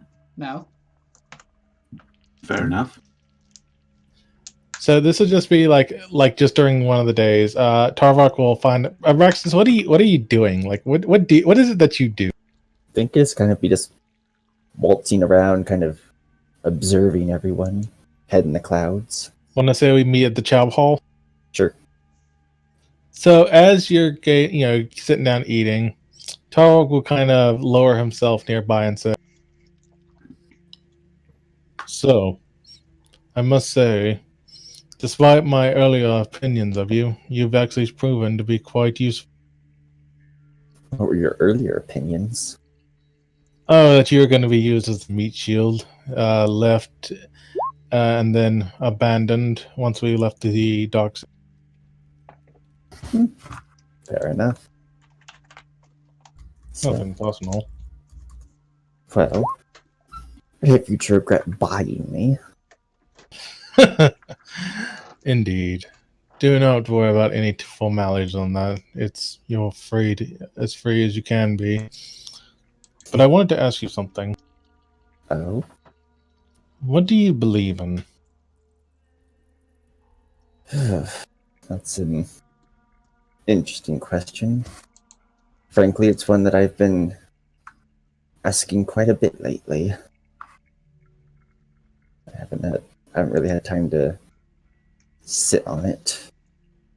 He just kind of sits there just staring at his food, trying to figure out the right words to put out without, saying too much. Do you feel like you're at a crossroads? That your faith, that you need something to help you find the path that is truly yours? Yes. I spent most, if not all of my life, rather aimlessly.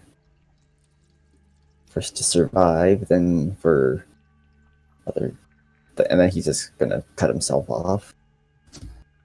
And with that, Tarvok will place a hand on his shoulder, and with one of his other arms, from his flak jacket pocket, he's going to pull out his old deck of tarot cards and leave them on the table and walk away. Rex is gonna sort of... Does he pull a card? He's gonna sort of look at the deck, pick it up, inspect a bit. Not like checking the cards, just looking at it, then just putting it back down, then slowly drawing a card and revealing it to himself. Sort of just, paranoidly making sure no one's looking over his shoulder. All right. I do love how you actually have those. I know. I just need to shuffle it a bit. Cut it a few times. Cut and twist, that is. All right, and here comes the draw. Oh boy. That's not a good sign. Uh-oh. Great Deceiver, but it's upside down. God Emperor. You right.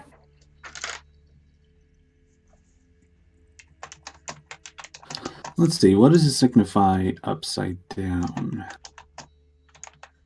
Oh boy. It signifies confusion and madness. That's not good. Woo! Not my curse. It's all yours. Actually, that's perfect for you. Yeah, that's jokes aside. That's actually a very interesting pool. Trust me, White. I can tell you after 2.5 years, that thing is coming more handy than you think. And Tarek will leave the room. I was just gonna look at it and just be kind of like, nice picture. Just gonna shuffle the card back into the deck. Yeah. So I don't really think you know what it is, unless it's like really common. So the thing about reading the tarot is that all of the good cards flipped upside down means that there's some quote unquote ally or good guy in quotation marks doing something bad. But if it is some of the quote unquote bad cards, aka any enemies of the Imperium, it's usually signed as a sort of champion of the Imperium going up against that aspect of the enemies of man. So drawing the Great Deceiver is not actually a bad thing unless you draw it facing up. Oof. But you drew it face down. Well, not face down, upside down. Upside down. Yeah. On a red pill. There's no such thing as face down in tarot. I know, but funnily enough, the canonical tarot readings that I have read, and this one is actually from Aaron Dembski's Bowden, I think it's Cadian Blood, where the Primaris Psyker in that regiment is doing an exact reading like that, where he draws the Emperor's Tarot, and whether it is facing upside down or not, it has different meanings. So what you're saying I'll is, believe it. What he's saying is that the Imperium reads their tarot wrong. Yes, the Imperium reads their tarot wrong. To be fair, it's not exactly just drawing cards. Like, it's more like a psychic wafer biscuit that, well, not a biscuit, it's a psychic wafer that, depending on the psyker, he can draw different things and they mold into the card rather than just showing up. So that's true. There's a lot of psychic shenanigans in the Emperor's Tarot. So it's the same thing they tell me in Sedona. Yeah. All you need to know who controls the spice control. Anyway, it's not like there's a bunch of people casting Smite in Sedona. You say that now, but anyway, let's move on. Oh, and as Abraxas finishes his meal, he's going to get essentially a page on his microbead. Boop boop. Well, I got handed one because of completely forgetting that he had it on. It's kind of, hello? Abraxas, can you come down to the training pits? This is the voice in your head. Sorry. Uh-oh. Not another one. Just kidding. Abraxas? All right. I mean, he kind of figures what's going on, and he'll head to the training pits. Sort of, stretching a bit while heading down there. You see Rosalina just smash down another one of the what are they called on the Navy? Armsmen? Yeah, armsmen. Like smack him right across the mouth as the metal sword connects and like pops 2 of his teeth and he hits the ground.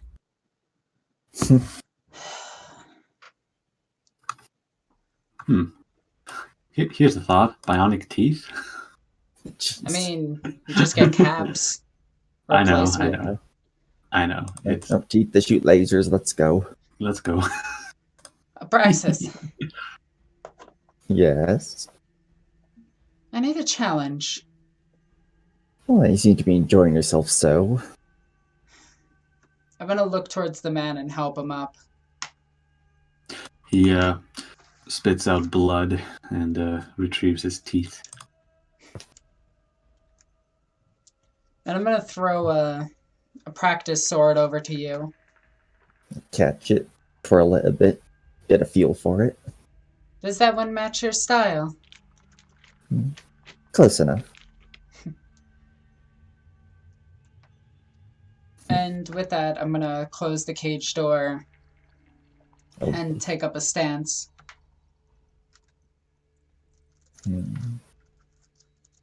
I've never sparred with you like this. I admit, this is the first time I've sparred. Every other time I fought for my life. Well, in this case, you're not trying to kill me. Just best my blade. Alrighty. So, Rosalina's gonna do a two-step and come right up to you with a sword strike that's going up towards your face. So, Roll Victor, how do you want to... And roll an opposed weapon skill test. With no bonuses, right? No bonuses, just the pure weapon skill against Oh. each other.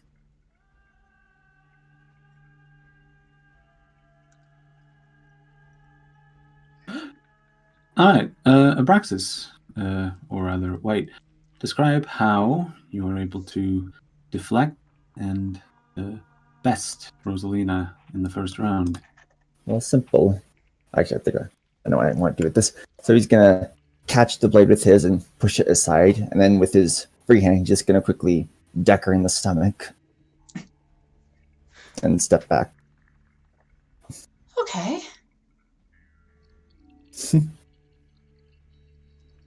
Well, that was good. Enjoying your challenge. Of course. But I Care to must tell ask again? you. Did you always fight like a pit fighter?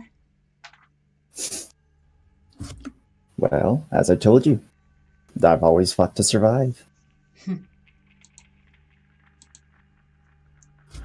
Alright. Alright, round 2, fight.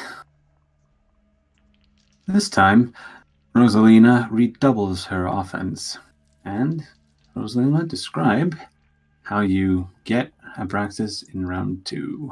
So, I'm gonna come up from the left side of him with the sword in my hand, wait for him to try to dodge it, switch the sword to my other hand, spin, and put the sword to his chest. Well then.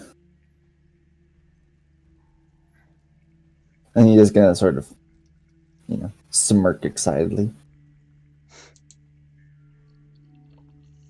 Alright, Do you intend final- to follow us throughout this whole thing? Do you swear your loyalty to the Inquisition? I'm not one for swearing.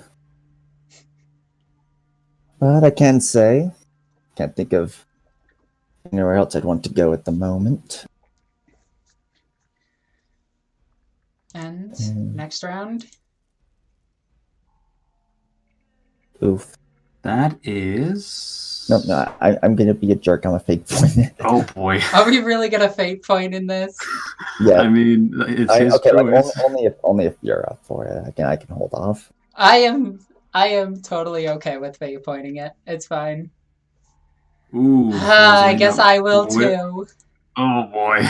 Yeah, Aha. And then the Gallerfield shuts off, and we have no hit points.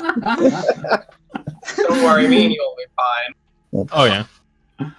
Alright, so there is the last round. After the two fighters have gotten the measure of each other, the final round lasts for much, much longer as they trade blows and attempt to outmaneuver the other. However, once this dance of blades is done, how does Rosalina finally get manage to get the upper hand against Abraxas. So, as they're going back and forth, Abraxas, you notice that Rosalina fights similar to that of the witches that you've seen in the pits. Mm-hmm.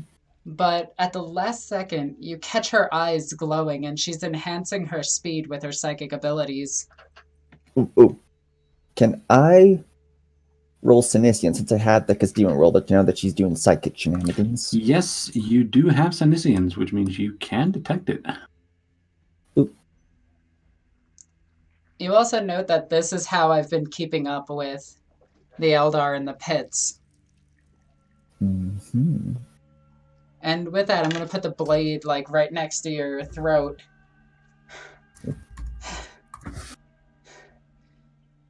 That was good.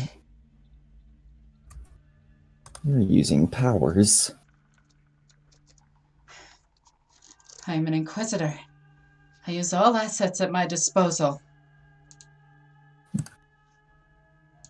I was unaware that you were a psyker. There's a lot about me you're unaware of, and I'd like to keep it that way. But, and she's gonna put the sword down. I enjoy your company. I must say, you are better company than I'm accustomed to. Yeah, I didn't torture or kill you yet. Yeah. You do know if you stayed in Camorra, that was your ultimate fate. Probably. What? Still, not the worst one a person could ask for. Surprisingly. And with that, as I set the sword down, I'm just gonna say, you're not wrong. You are definitely not wrong. Like, just for a bit, his usual, like, you know, sassy smirk is just gonna drop into just sort of solemn daydreaming, essentially, for a bit before he just, you know, gets back to his usual gait. I actually want to do something dirty right now. Uh-oh.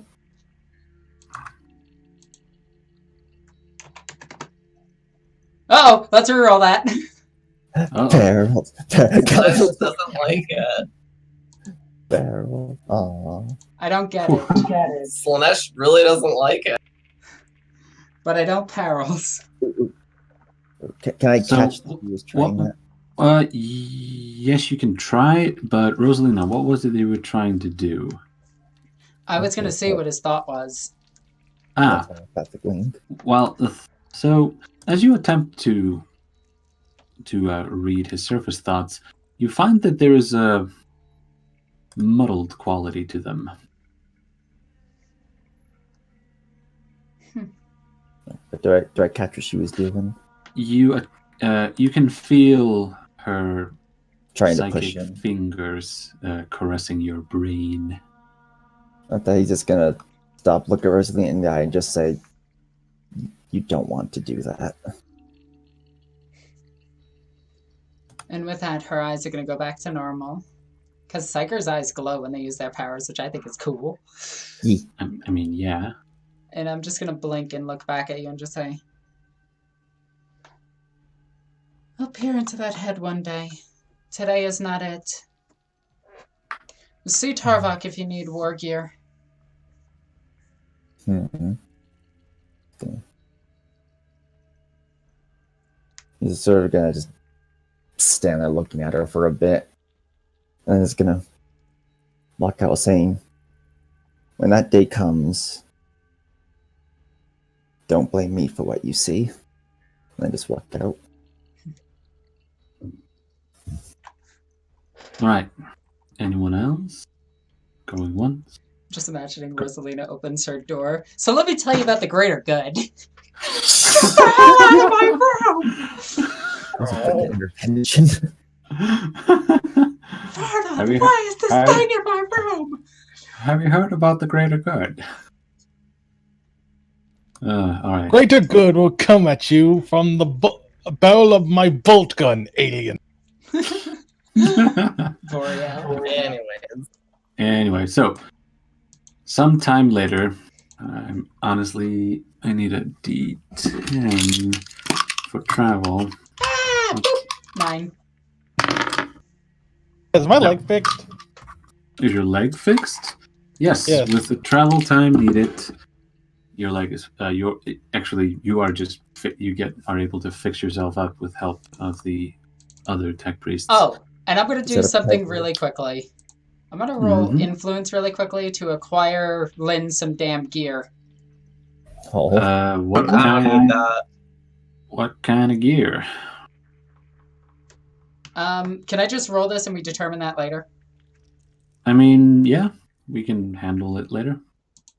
All right, it's working. Okay, I get it. Yeah, that's a get. That's a get. Okay. That's a guaranteed coupon for one item. Uh-huh. Probably I like guess a force I'm going to field. force field everybody. Actually, Well, yeah. I Minus hold on to 60, I that. still make it. hold on to that roll because I know the perfect place to hand that thing over. Oh, that's a good point. Yeah. So the Blade of Purity is now in orbital docking over Juno. Captain Sinclair informs you that this is the end of his patrol and the ship will be in dock for some amount of time. And if you you will have to secure another transport if you wish to go anywhere else in Ascalon. Tarva, can we put long-range communication to Aristide? You're gonna have to find an astropath for that. Well, when we're on a sector capital, I'd be hard pressed to say there's not an astropath. Yeah, that's true, but it would probably be faster to just charter a ship. Actually, Tarva could just literally say that to me. You Yeah, there you go. He says we could, but it'd be faster to charter a ship. In all honesty, Well, Tarvok, do you want to buy us a ship again? And she smirks at that. he will. He kind of clenches his newfound fingers and says, "I suppose I could." Victor, are there any Mechanicus factions in the area? Of course not. There actually are. But I say we're near damn Port World. Don't do this to me. There are two things consistent about Queen's Court. One, if Riley gets anything that's somewhat cool, it's getting nerfed, and Tarvok can't find tech priests. That is fair. All right, so Victor, what tech priest faction is like within like reasonable distance of us? Well, Metallica, please say Metallica. Of course, no, I mean Metallica's in the wrong segmentum. I know, but they're cool. They're in segmentum Ultima. They're like right next to the Tyranids, right? sad but true. You know it's sad but true. Now it's not copyrighted. That's true. So, the faction, if you will, actually, I need to grab their name because it's right here.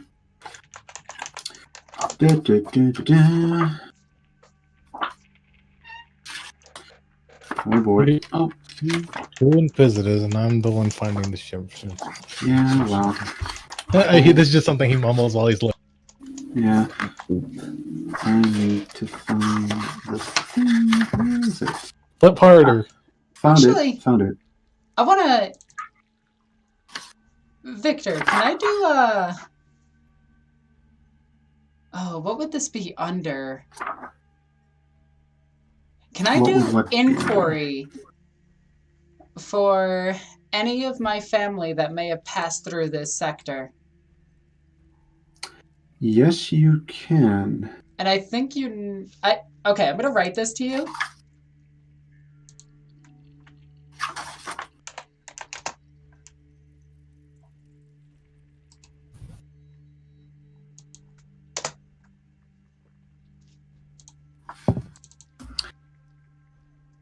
Oh, right. She's definitely not here. Nope, never mind.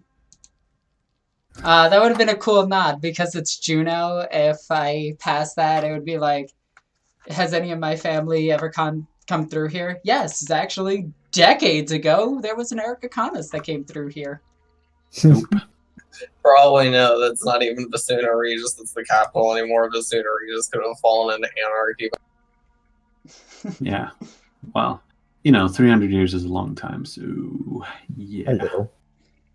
A little. So, Tarvok, there is indeed a faction of Mechanicus, but it's more of a collection of representatives from the Cyclopia subsector Forge Worlds. So Wait, so it's not only a bunch of tech priests, but it's a bureaucracy of tech priests?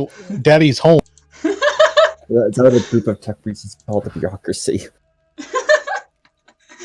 well, that's not the faction, but so on one of the orbital platforms of Juno, there it is the sort of mix between orbital platform and embassy for the Mechanicus for so cool. the Ascalon sector.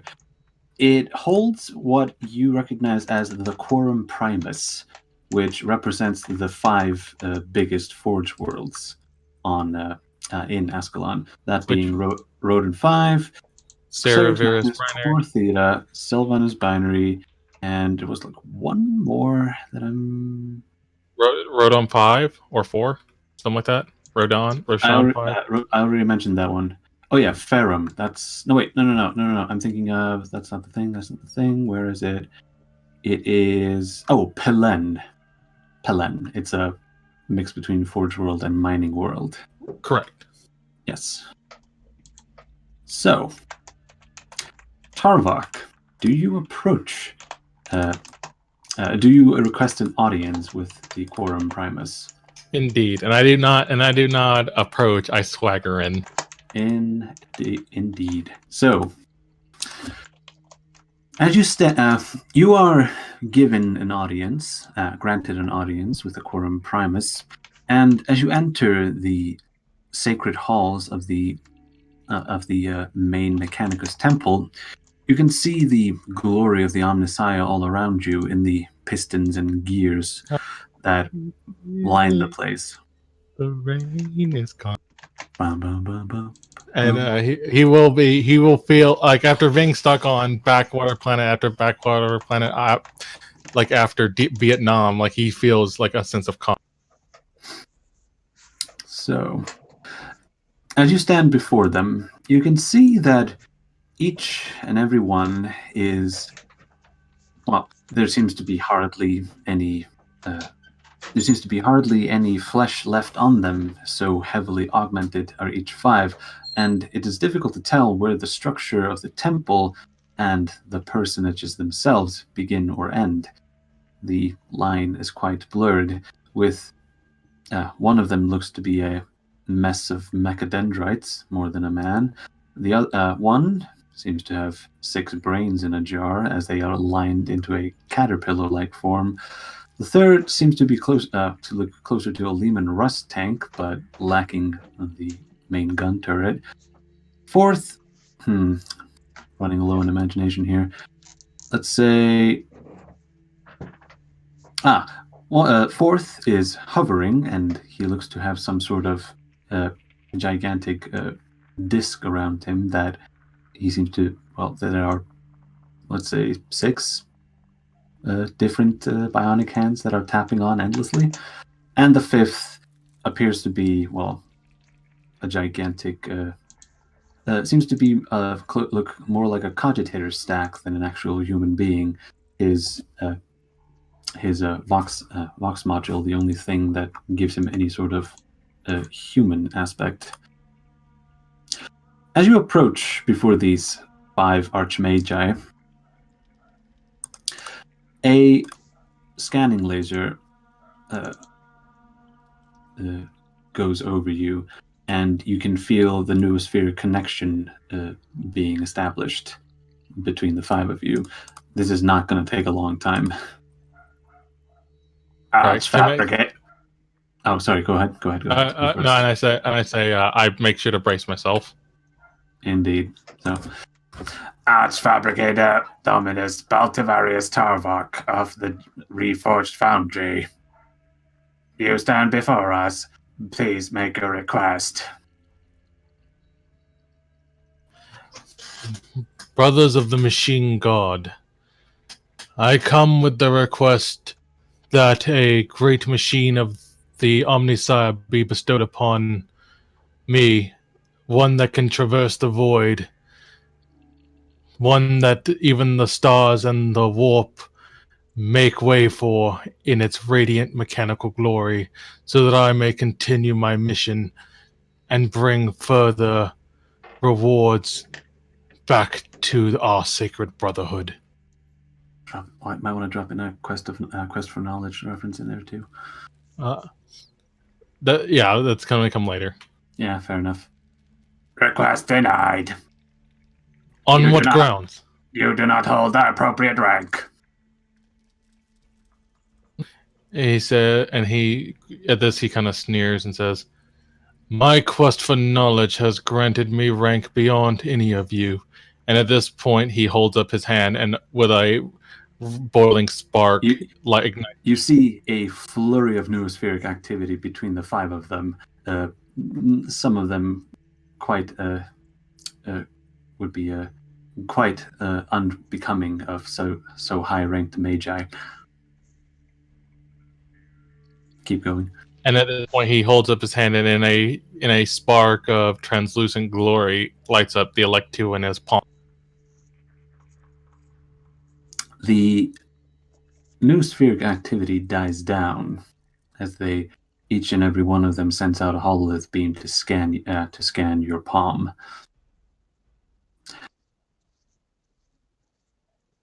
So be it. You have identified yourself as the appropriate agent. However, we will have to bestow upon you a new rank. With that, he kind of taps his axe on the ground and says, "A new rank." Affirmative.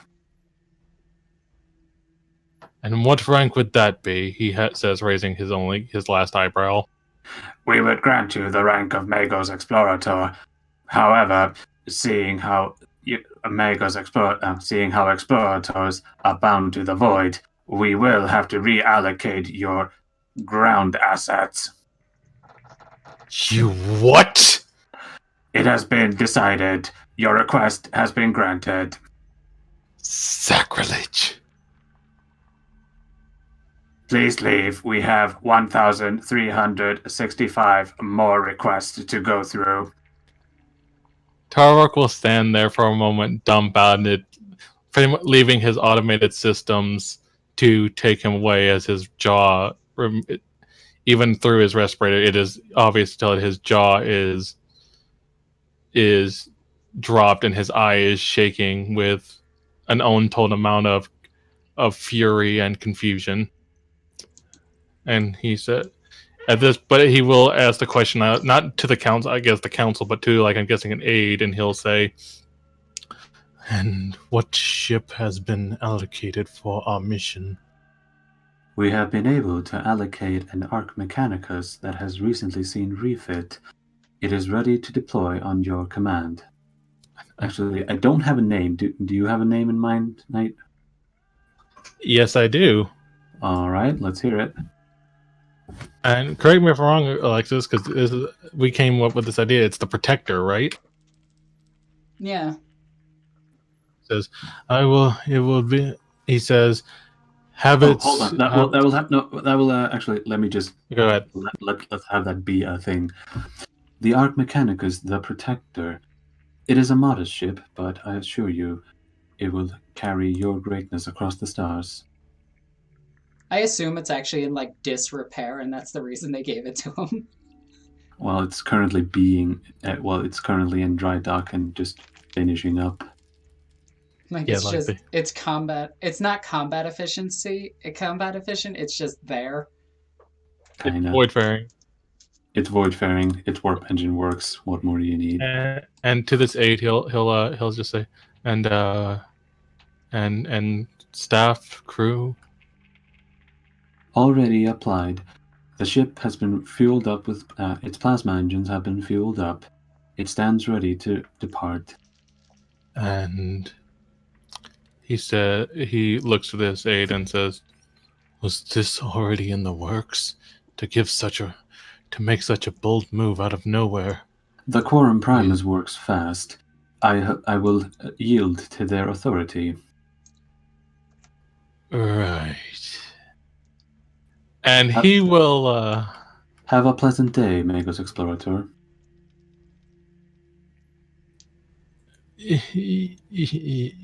Yes. Tarvak, you hear tapping on your ear from your microbead. This is Tarvak. Have you secured us transport? If not, I found a smaller ship that we might be able to commandeer. I did secure us a ship.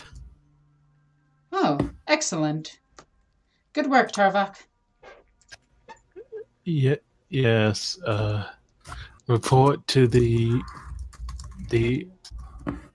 Arc Mechanicus, the Protector, in coordinates are being sent to your location.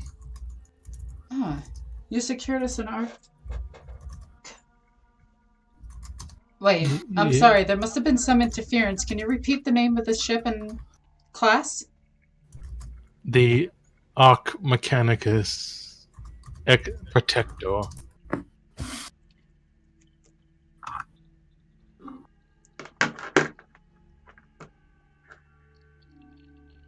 Tarvak, I requested a ship, not a planet.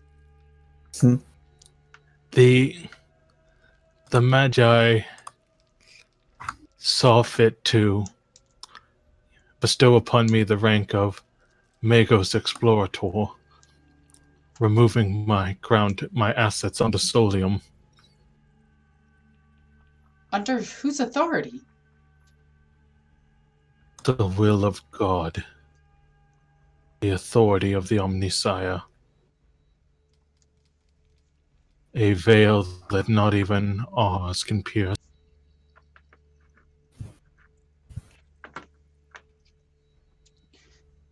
I'll report to the ship at once. I'll request everybody meet us there. Appropriate gear is being delivered. Right. Tarvak, you can't be serious. With that, he says, there's no other way to be about this. And Rosalina? Yes.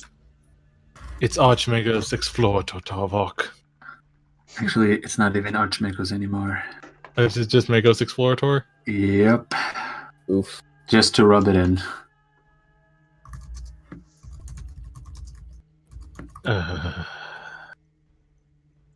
And Very he well, Explorator. he's definitely gonna drink some recap from this one. Farnath, are you there?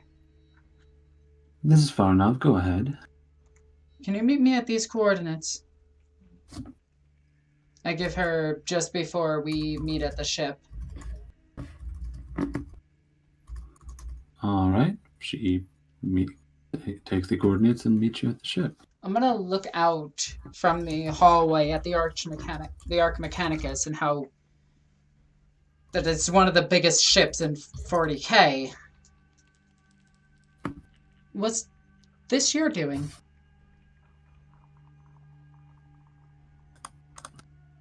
Wait a minute. Did I mistake something? What? What are the ships that, like, the quote-unquote normal ships that the Mechanicus gets in Battlefleet Gothic? Just regular ships. They're... I can bring up... No, I can't bring up the game. I actually deleted the game right now. Here, hold on. I think I get you. Give me a second. Because the Arc Mechanicus is equivalent to a Space Marine battle a battle barge or a battleship. Yeah, like I'm reading up on Lexicon, it says they're led by a venerated Archmagos explorer. Yeah, you Okay, gave. I may have done something completely wrong. I mean, that is the explorator ship.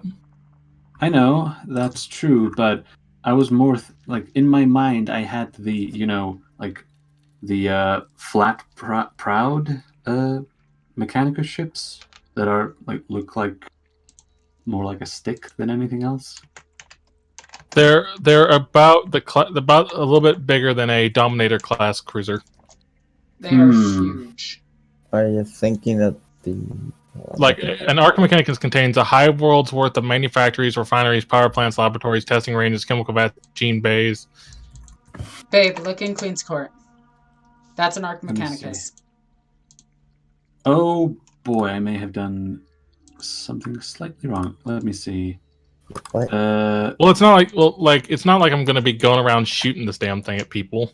Let me see. These things have the coolest Nova cannon in the entire game. Yeah, they do. A Nova cannon that shoots a warp storm. Flag. I thought you were saying Nova cannon that shoots Nova cannons. Fair enough. I was. Oh, never mind. It was actually closer to. It was closer to a cruiser in size, which is the step below. My bad. I was one.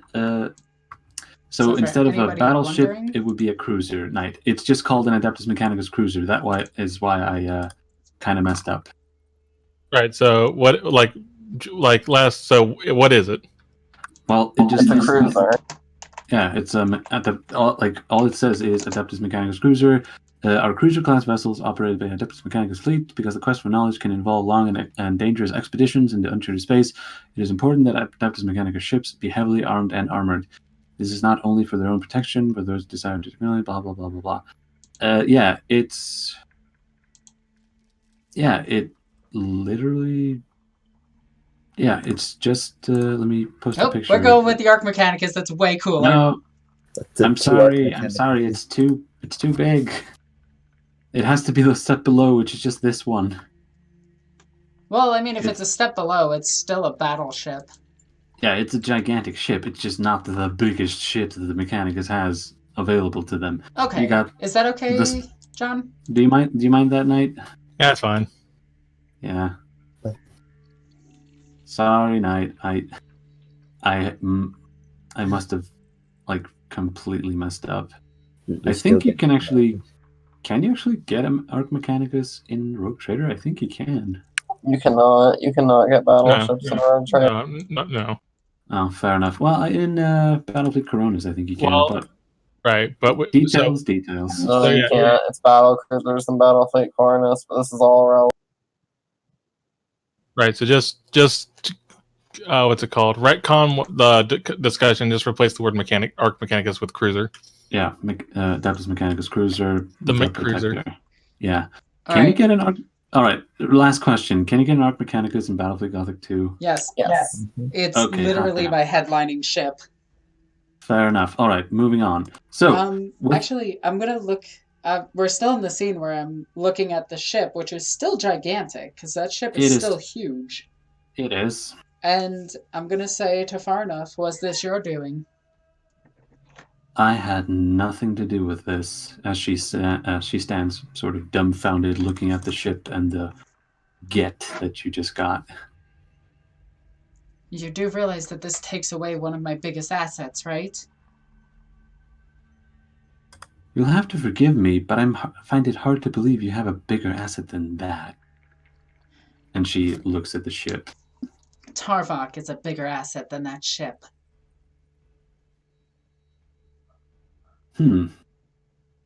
Well, it seems the Mechanicus has decided to interfere without interfering.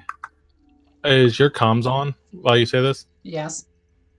Tarvok will intervene and said, the council can kiss my servos. I'll take the ship and do what I wish with it. As far as I'm concerned, I'm still an acolyte of Rosalina.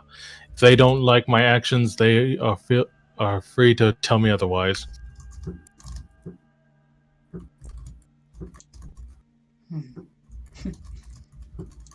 Very well.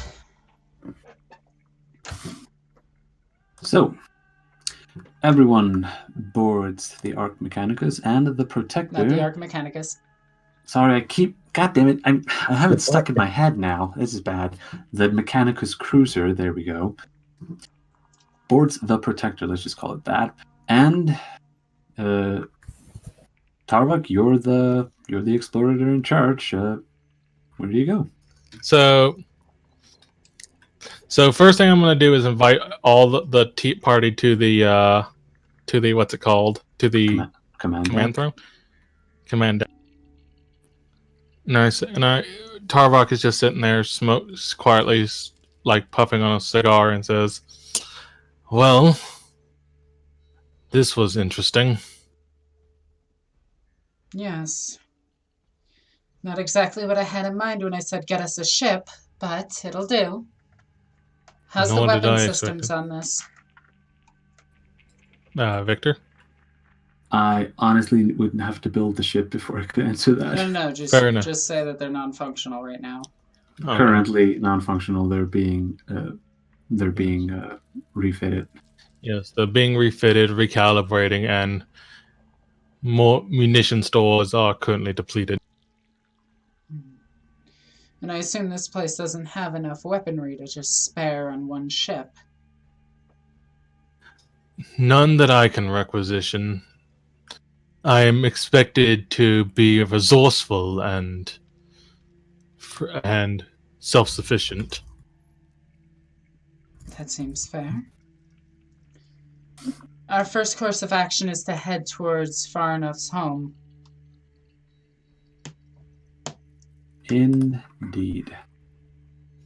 And I guess during the time I will have not only rooms like prepared for everyone, but I'm also going to, and Victor, that I'd like to introduce the idea of the armory, which pretty much anything of all of Tarvok's right then and there gear that he has equipped is going to be put in this armory for everyone to use. Right. So the massive collection of just gear that he, with the exception is available for the party.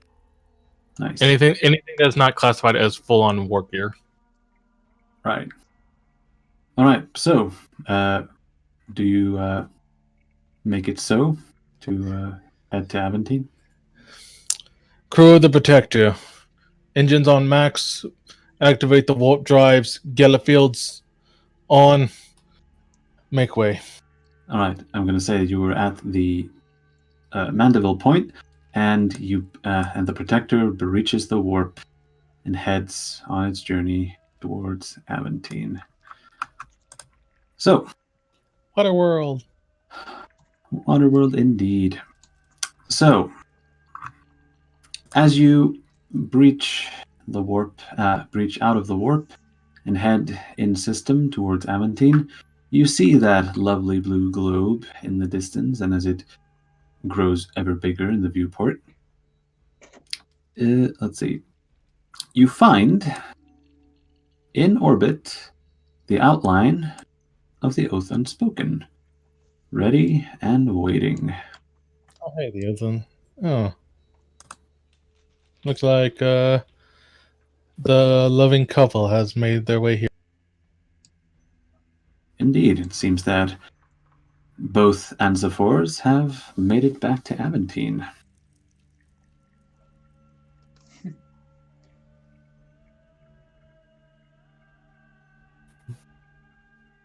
And with that, he says, "Can I open up a comm channel to them?"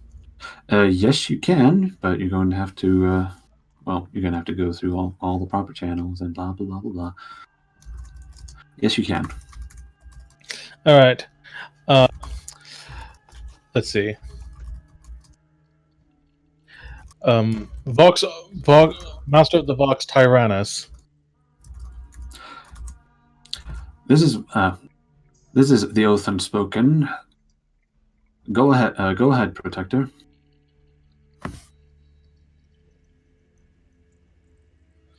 And he says, "I'd like to inquire about the location of the rogue trader,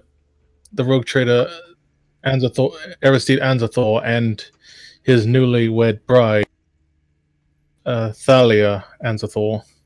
Of course, I believe the couple is currently enjoying Aristide quarters. I can summon him if you wish. Summon them both. Tell them an old friend has a wedding gift for them. Of course. I shall summon him forthwith. Oath unspoken out. Indeed. And I will patch through the Vox when it happens to the rest of the party. But before that happens, Tarvik will turn to Rosalina with a frown and says, "You do know what this means." Yes. I lose another one of my operatives.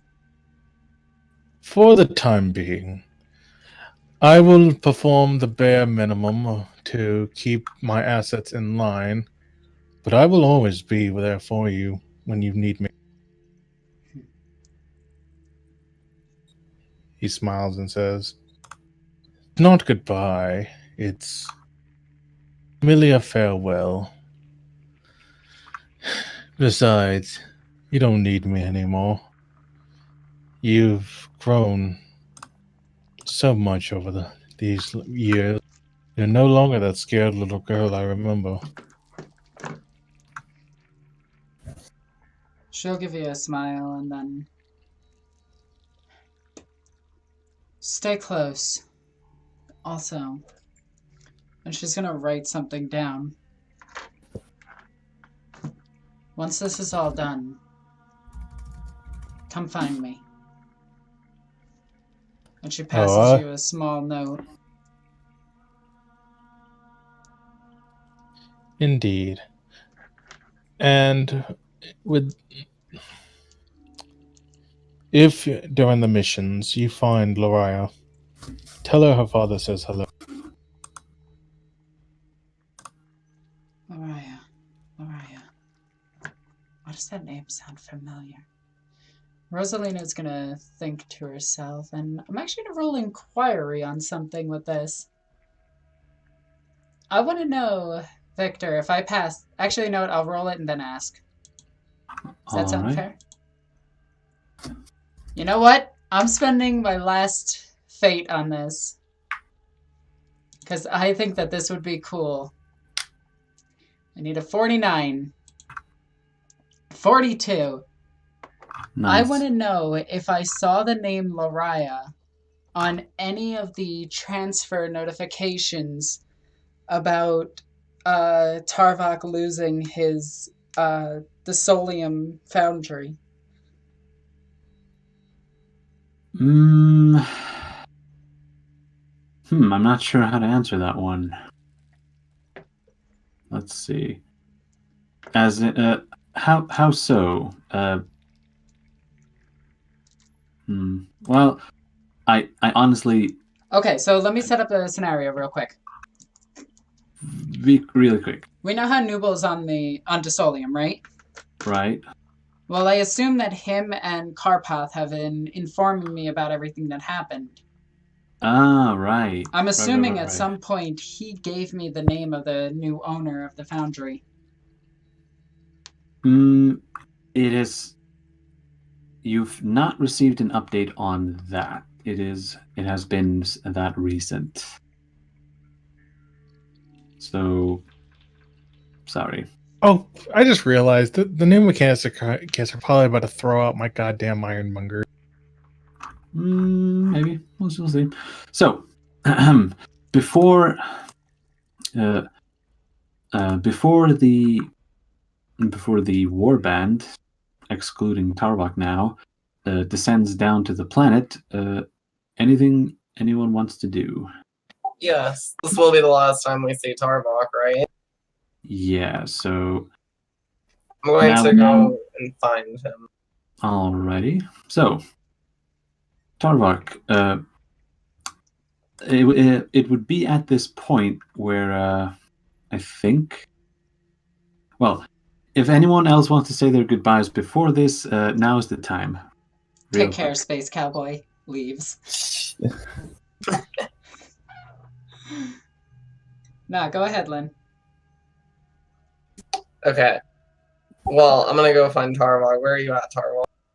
Tarvok will be in his office.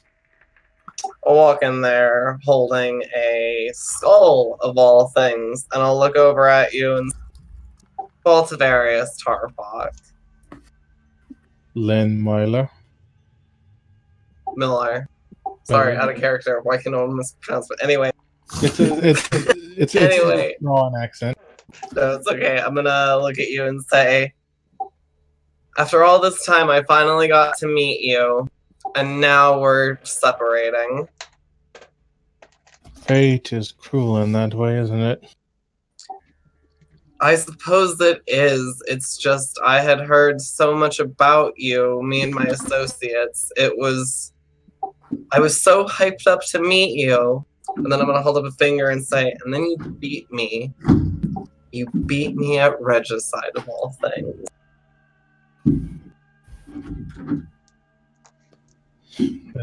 That is true. He has a look of he does have a look of caution on his face, wondering where this is going. I'm gonna look over at you and say, I have to admit, I'm a gigantic fan. It breaks my heart we're going to be separating. And I'm gonna put the skull. You have a table there, right? And he will pick up and examine the skull. I'm gonna look over at you and say, it would be such an honor for me to have a servo skull that was crafted personally by you. He nods and says, I will work on that as soon as I can. And in that same regard, I have something for you as well. Really? What do you have for me? Victor, I'm going to pull out the etheroscope from my container. Nice. And place on the table. And I said, so you know of Halbrel, Somnius Halbrel. When I finally ripped that man's skull from his body, he left me this unwillingly. Rosalina and all of us who walk the line of the Inquisition are always in danger of dealing with the enemy beyond. And not all of us are gifted with preternatural abilities. But with this, Lynn, this will help you see beyond the sight of mortals and defend yourself against it. And he will slide it across the table to you. I'll take it and pick it up and say, it's interesting you say that. I believe both me and you are based more in reason, and it makes such things interesting. Indeed, such creatures that defy logic are the true abomination of this world. Quite. And I'm gonna look over at the skull and say, but that's interesting too, isn't it? The idea of purity. Indeed. He will look over the skull, and his eye begins scanning the skull and you could just tell that schematics were running through his brain to how he could craft this into a magnum opus. I'm gonna let you look over it for a few minutes before what do you think purity really means, Tarvok? I'm gonna say Baltavarius, actually, switch that. Indeed. He says, purity. Purity is the removal of all flaws. When a ingot is created, the slag must be broken from it to retain the purest essence, to knock out all of the weaknesses and flaws that something has. Weaknesses, flaws. But you're a man of science too, because I think of it in a different light. Say, for instance, instead of wanting to purify something that was unliving, I was working in a lab and I wanted to purify a table. How would I do it? He says, The removal of bacteria, the addition of protective coats. What you're saying is I would kill everything that was alive there. Correct.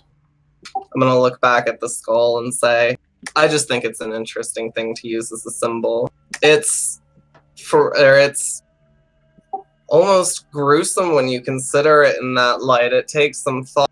It just makes me think, is that really our mascot? Why not something like a ferocious or brave animal? Maybe I'm just rambling, but even a shape, and I'm going to start tracing lines on the table, like a circle or a square, and then I'm going to look up at you and say, or a star. At this point, he smiles and says, "You are by far one of the most fascinating people I've met."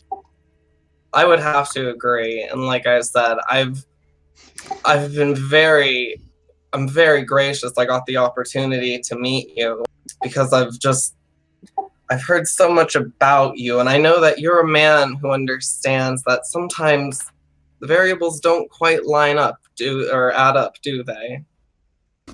No, they don't. And of course, you know that if you look long enough into the abyss looks back at you. And then the only thing to do then is not blink. And I'm gonna turn and I'm gonna look down over at you, and you can tell that I'm looking at your mechanical parts, and but you cling to the material, don't you? I blinked.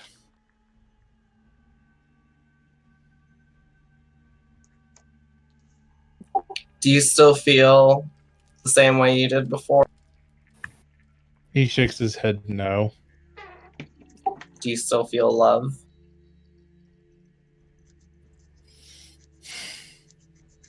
It is the last one of the few feelings I remain. Although it is not what you would consider love. It is the imprint of love. I'm gonna try to reach out, and I'm gonna be very cautious about it in case you try to pull away. But I'm gonna try to put my hand on you. He is low enough for you to do so. You poor thing. I can never return the parts of your soul that you've cast away.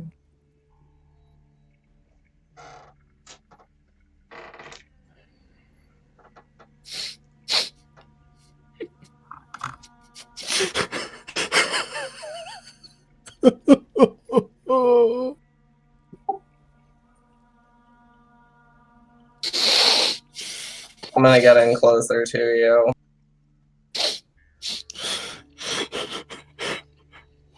I'm a monster. I'm gonna just shake my head. You are no such thing. I'm gonna try to meet your gaze again and do you still miss her?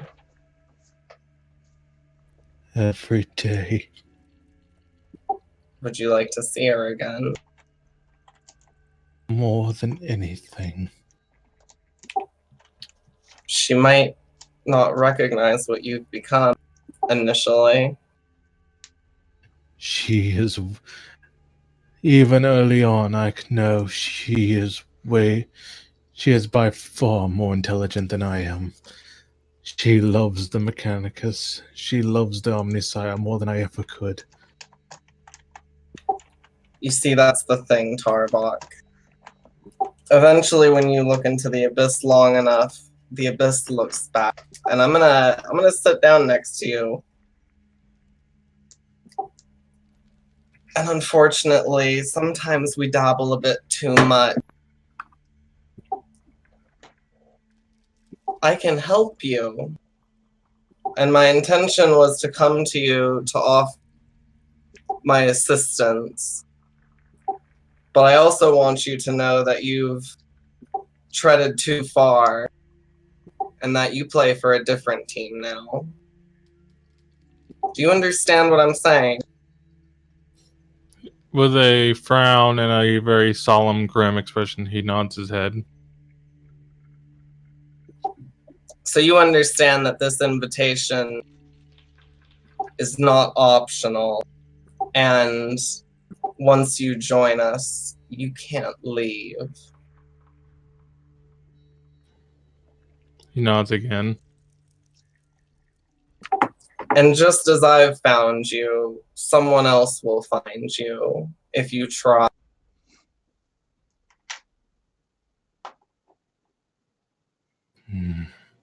And he says, "But I am still my own." I'm gonna reach over and touch your arms. No one's really free. We just choose our own masters.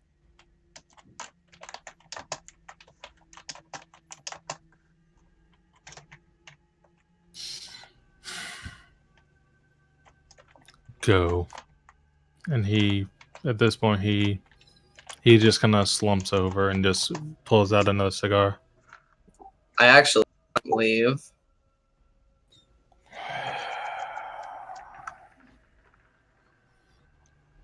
Aventine machina. I'm afraid you've gone a bit too far. Or space, or frick, you changed your name. It's just Arc. No, it's not Arc Fabricator. It's just Magus Explorer. Magus Explorer. Correct. Magus Explorer.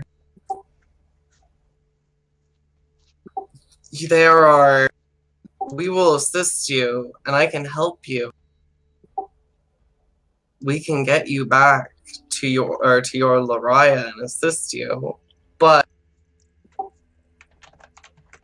you have to help us too.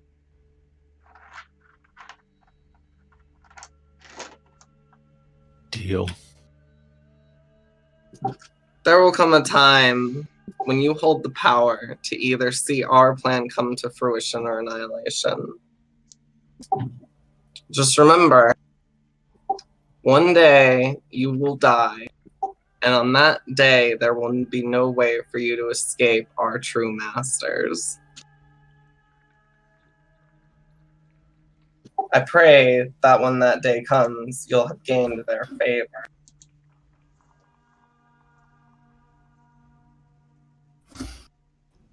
And with that, he looks down to his other hand, looking at the hexagrammic wards, and says,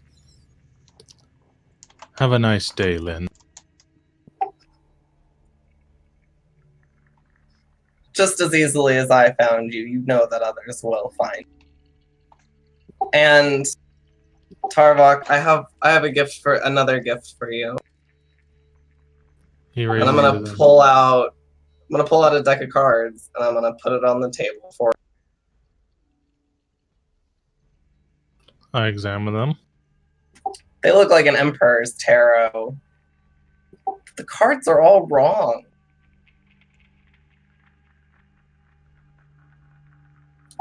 I think you'll find those to be far more useful than your old set.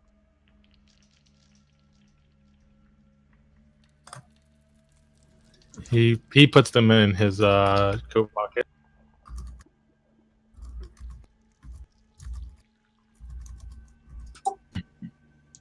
I'm so glad I got to meet you, Tarvok. I'm so glad that you get to join us. And then I'll leave. And he will begin at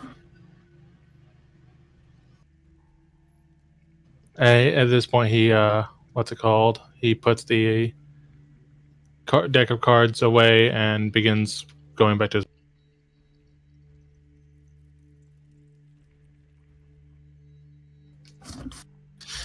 All right, and in that, there goes that scene.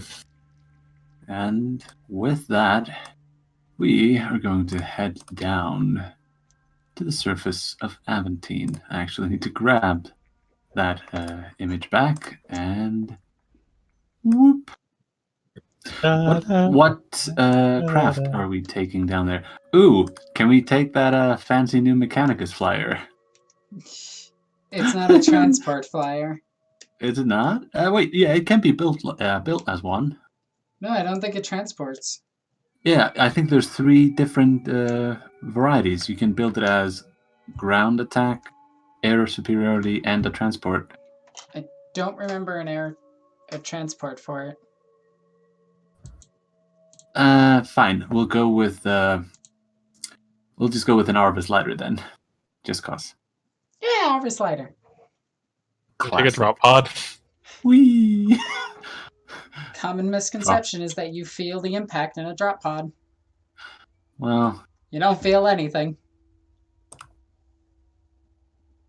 Demo's in pattern any- drop pods. whoa, 4 sisters, right? Yep. Yeah. Well, so you fly down to Aventine, and once again you were able to charter yourself a boat. And as you you don't fly, you don't drive. Actually, do you drive boats? No. Pilot boats? Nah. I'm blanking on what you do on boats. Help. What, you do what on boats? Sail. There we go. As you sail across the oceans of Aventine. Wow, that was a brain fart. Ugh. All right. So, and before you know it, you arrive at the docks. Well, it's a tiny little it's a tiny Where little the dock. impact crater from my from the Indeed, and when you finally dock the boat, you step onto the island, and Farnoff has this look, squints her eyes as she looks around and sees just the absolute devastation that has been wrought to her home island. And I'm just gonna She, look back at her. She glares over at Rosalina with a mind explaining yourself sort of look. Our Corvus was damaged. I needed to land, and quickly. Fine. We also need to move quick. There's been trouble here. Indeed, I see you've brought trouble to my home planet. No, it was here long before we even arrived. We just found it. Oh, I And I'm don't seem to recall any of this before I disappeared through that damnable doorway. I'm gonna pull out a data spool from my backpack, and I'm gonna toss it over to her. Take a look. Tell me what you see. What did you just hand to her? The Chaos Space Marines. Ah, fair enough.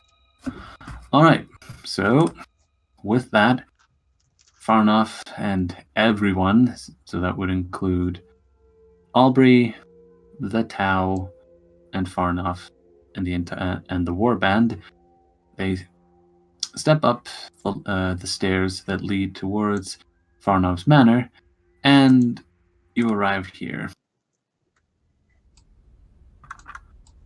Darkness. Hello, Can you not darkness, my see old yourself? friend. No, I can. Oh, I don't have a token. That's why. Oh yeah, of course. Actually, let me. It doesn't exist.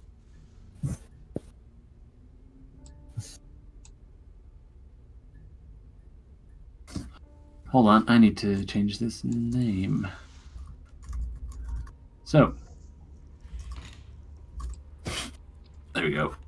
And do you not see up atop, Knight? Darkness. You should be able to see Oh, it. Just look at the stream. Yeah. Oh, right. Hold on. I can see what the problem is for you. Has it fixed now? Hold up. Is it there? Hold up. It's loading.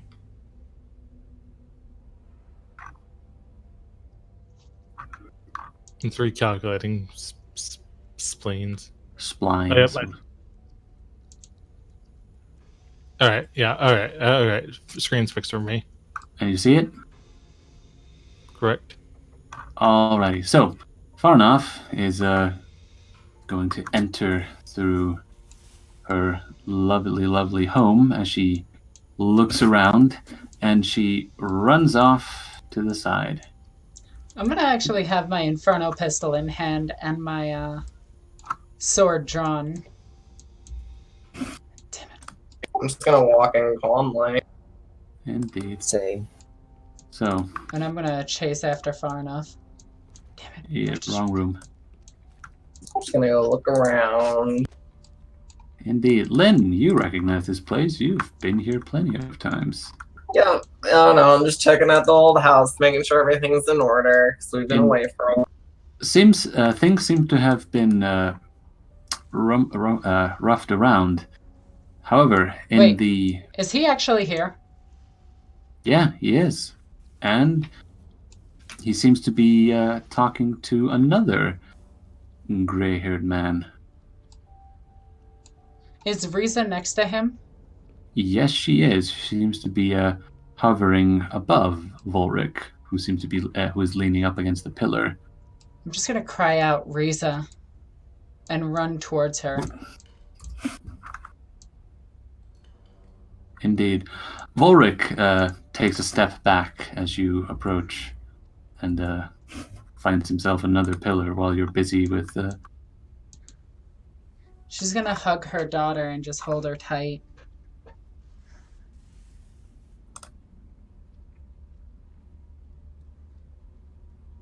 And then Riza... finally look around. What does Riza do? Riza, she hugs you back, but it is a stiff hug. As if mechanical.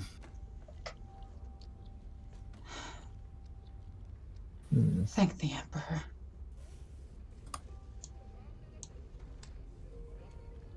And I'm gonna look back and look towards far enough and everybody and just let go of my daughter. She seems to be staring at him.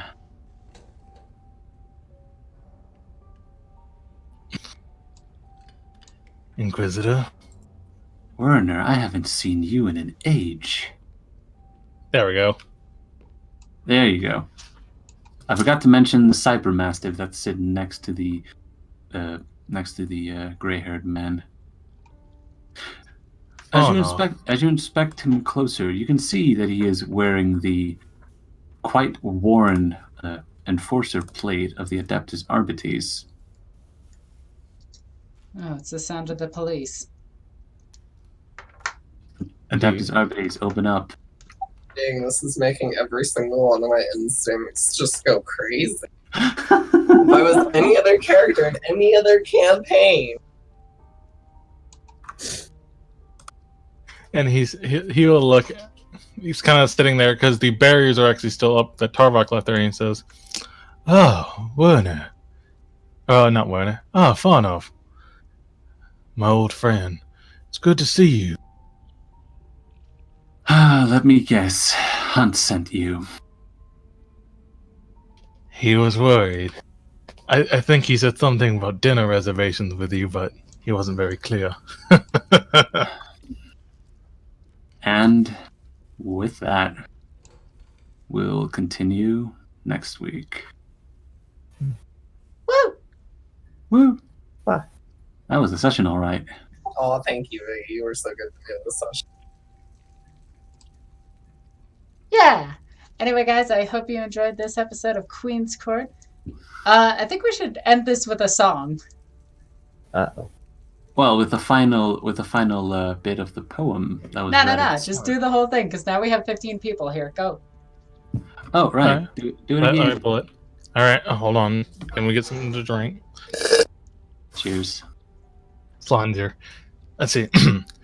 A new generation, the first of my kind. Speak through the lies that I've hidden behind. Heresies hewn in the crypts of my mind, and I'm finding the source of it all. Noble of nature and scarlet of hair, her and her lover a secret laid bare, fallen from grace from a tear in the veil, and she's finding the source of it all. Kin of the fortune a dynasty hailed, fogs cloud her thoughts and a terrible tale drive it away in a swift voiding gale, and she's finding the source of it all.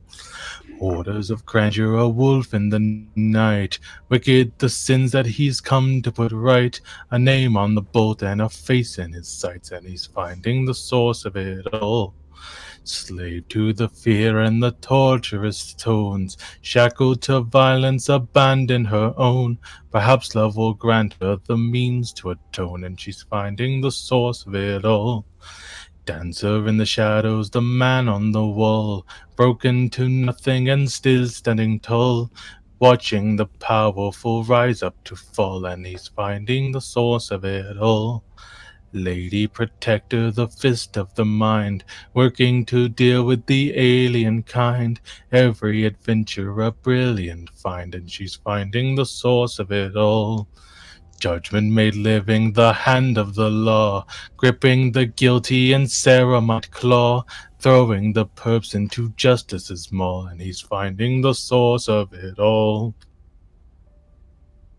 And with that, I'd like to thank everybody for joining us for this episode of Queen's Court. Stay tuned. Next week, we will have another episode, and I am super excited because we introduced John's new character, an Arbite. And yeah, as always, I'm Egoqueenalexis. I love you guys. Bye.